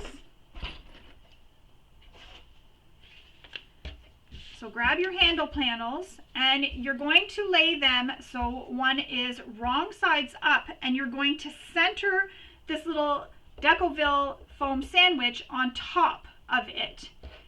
So I'm going to use some double-sided tape to help hold it in place.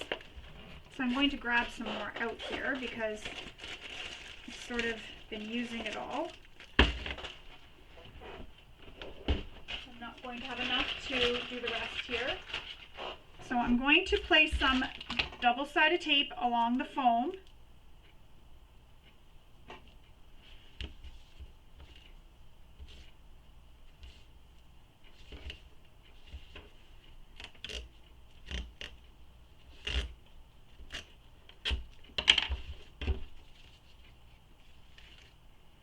And then I'm going to center this on my handle panel.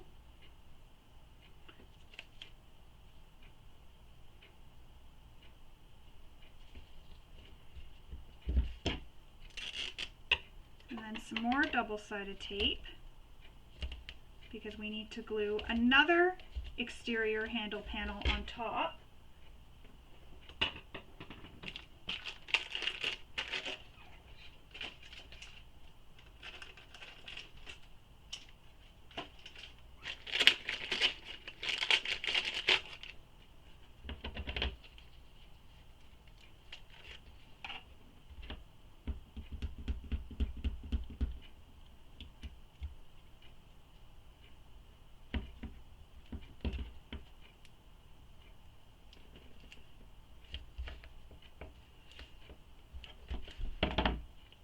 So now we're going to place another handle panel on top, and I'm just going to make sure everything lines up as I'm placing it down.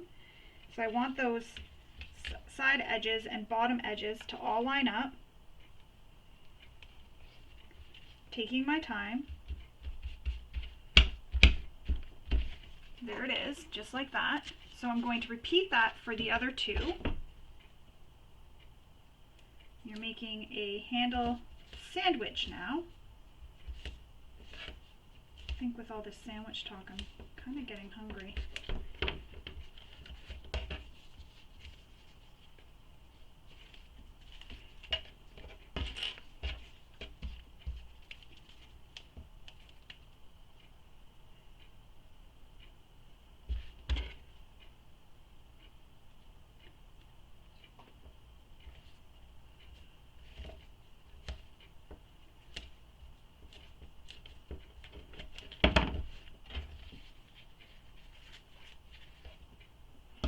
And the reason why my microphone had cut out, if you notice I've got a microphone here on my shirt, is I got a microphone to try to use instead of the camera microphone, and I'm hoping that will improve the sound quality of my tutorials.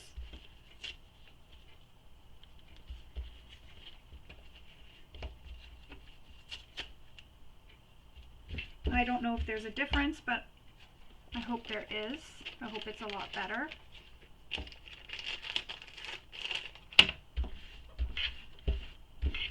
It's a bit weird having this hanging here because it keeps swinging around and my hair will hit it and I'll think it's my hair and I'll try to move it out of the way.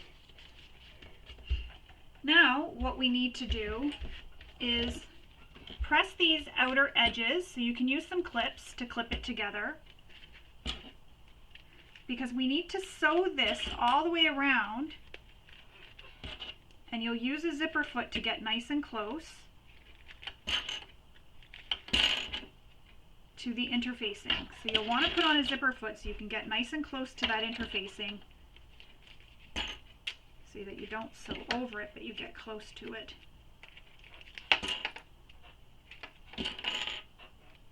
So clip them both together.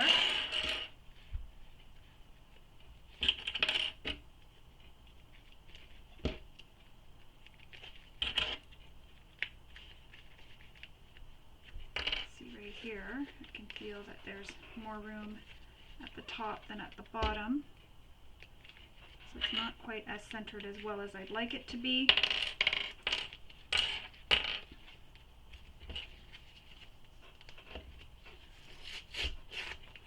I'm going to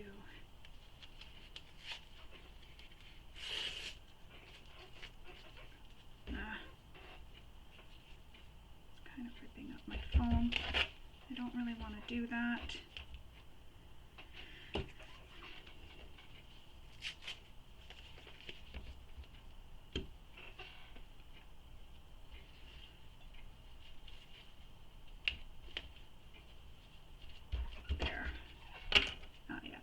That a bit more room. I just want to make sure my presser foot can get beside there and not have any issues. So I'm clipping all the way around. If this part is boring for you, please go ahead and fast forward to the part you just really need to see.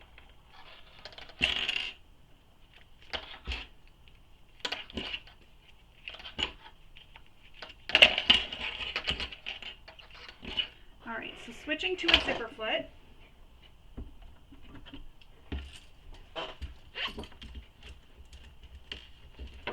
Zipper foot will help you get nice and close to that panel without sewing over it.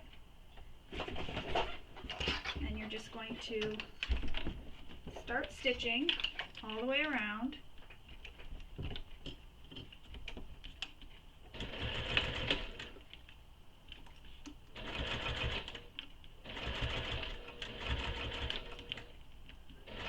And if you need to, you can use a stiletto to really help hold the fabrics as well as you're going around.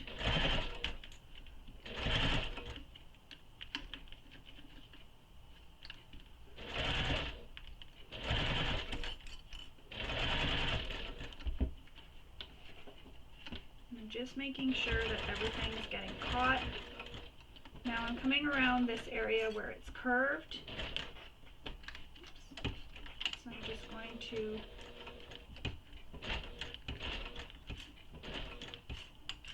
slowly go around. I'm lifting my presser foot and taking one stitch, putting my presser foot back down.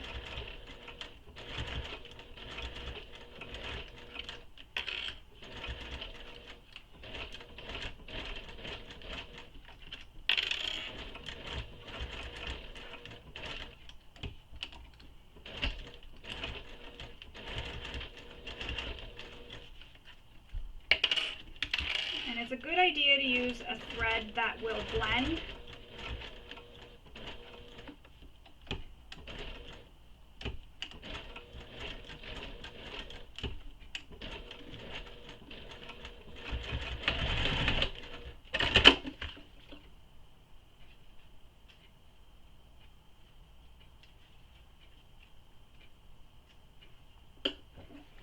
Got one sewn, you can see it there, it's all sewn, and I've got all the edges caught in my stitching. Let's go on to the next one.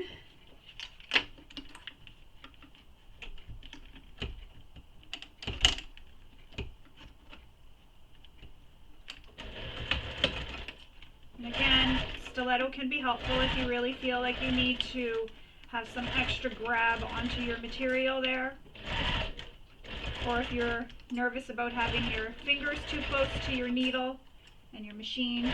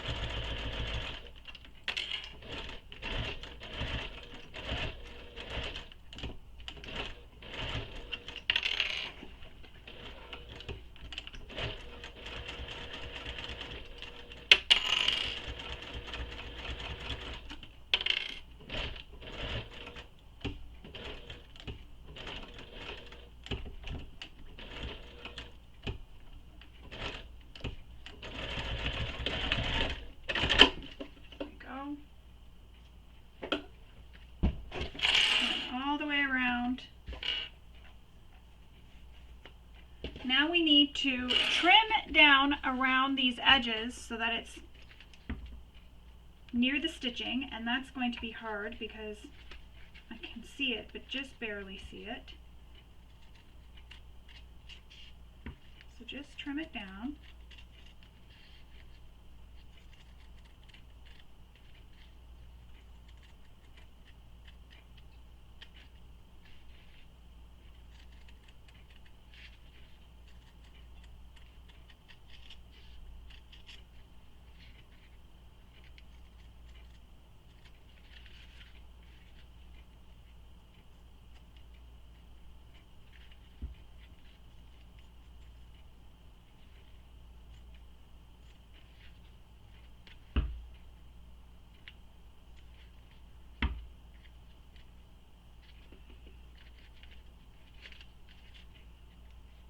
So just trimming it down carefully not to trim my stitches.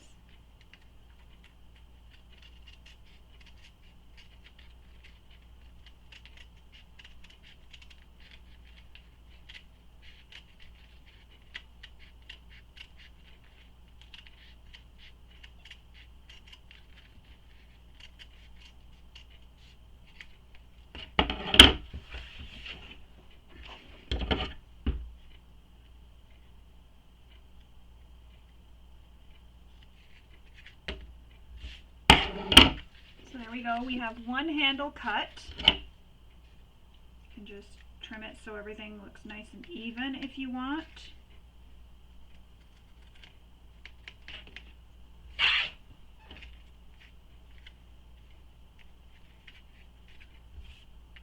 And the other thing you can do too is use some edge coat or edge paint to paint the edges to seal those in. I don't have any of that, so I'm just going to leave mine the way they are.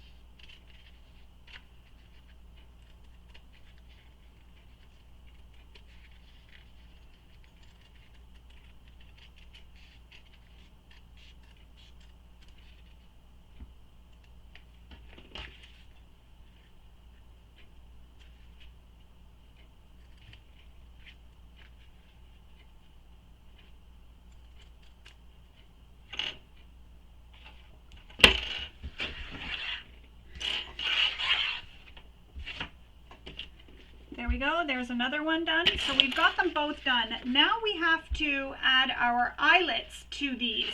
And I'm going to go off camera to install my eyelets just because you don't need to sit there and watch me do that.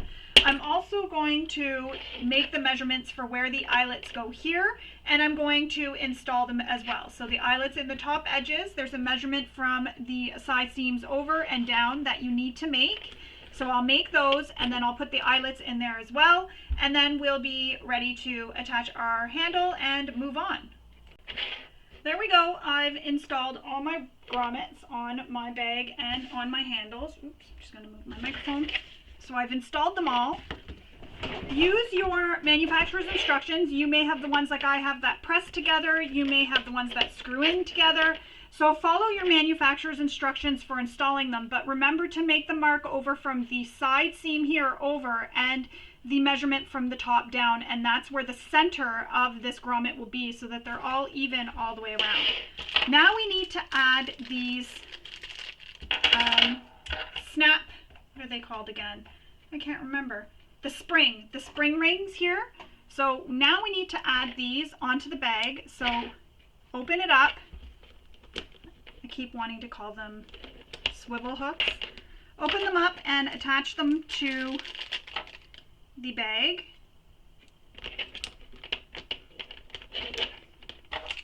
This is actually the first bag I've ever used these on. So that was kind of exciting.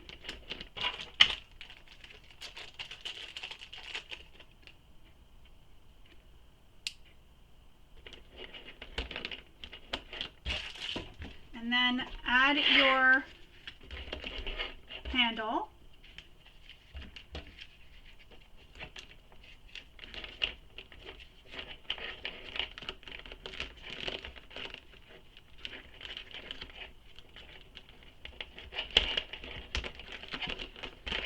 One.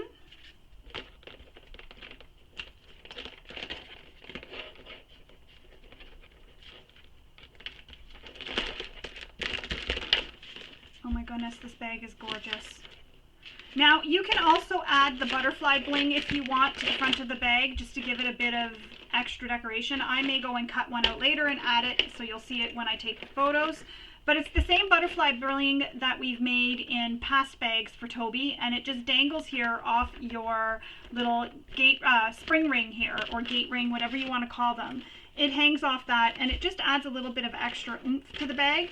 I really like them. They're really cute. So I may go and add that after, just for some extra decoration, or I may just leave it plain. I may ask my daughter what she thinks, and if she thinks that it needs a little butterfly, then I'll add the little butterfly.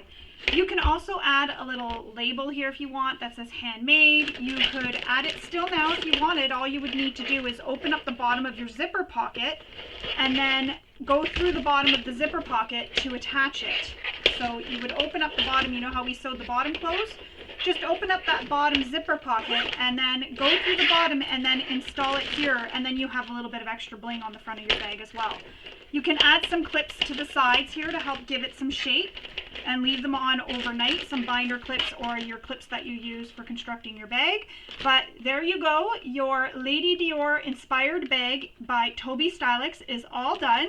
It is ready to take it out and show it off to the world. But before you do, don't forget to take lots of photos and share them on social media, because we really want to see these gorgeous bags that you've made and all the different variations as well. I hope you enjoyed this tutorial and maybe picked up a few tips and tricks along the way. Thank you for sewing with me. I hope you all have a wonderful day. Bye and happy sewing.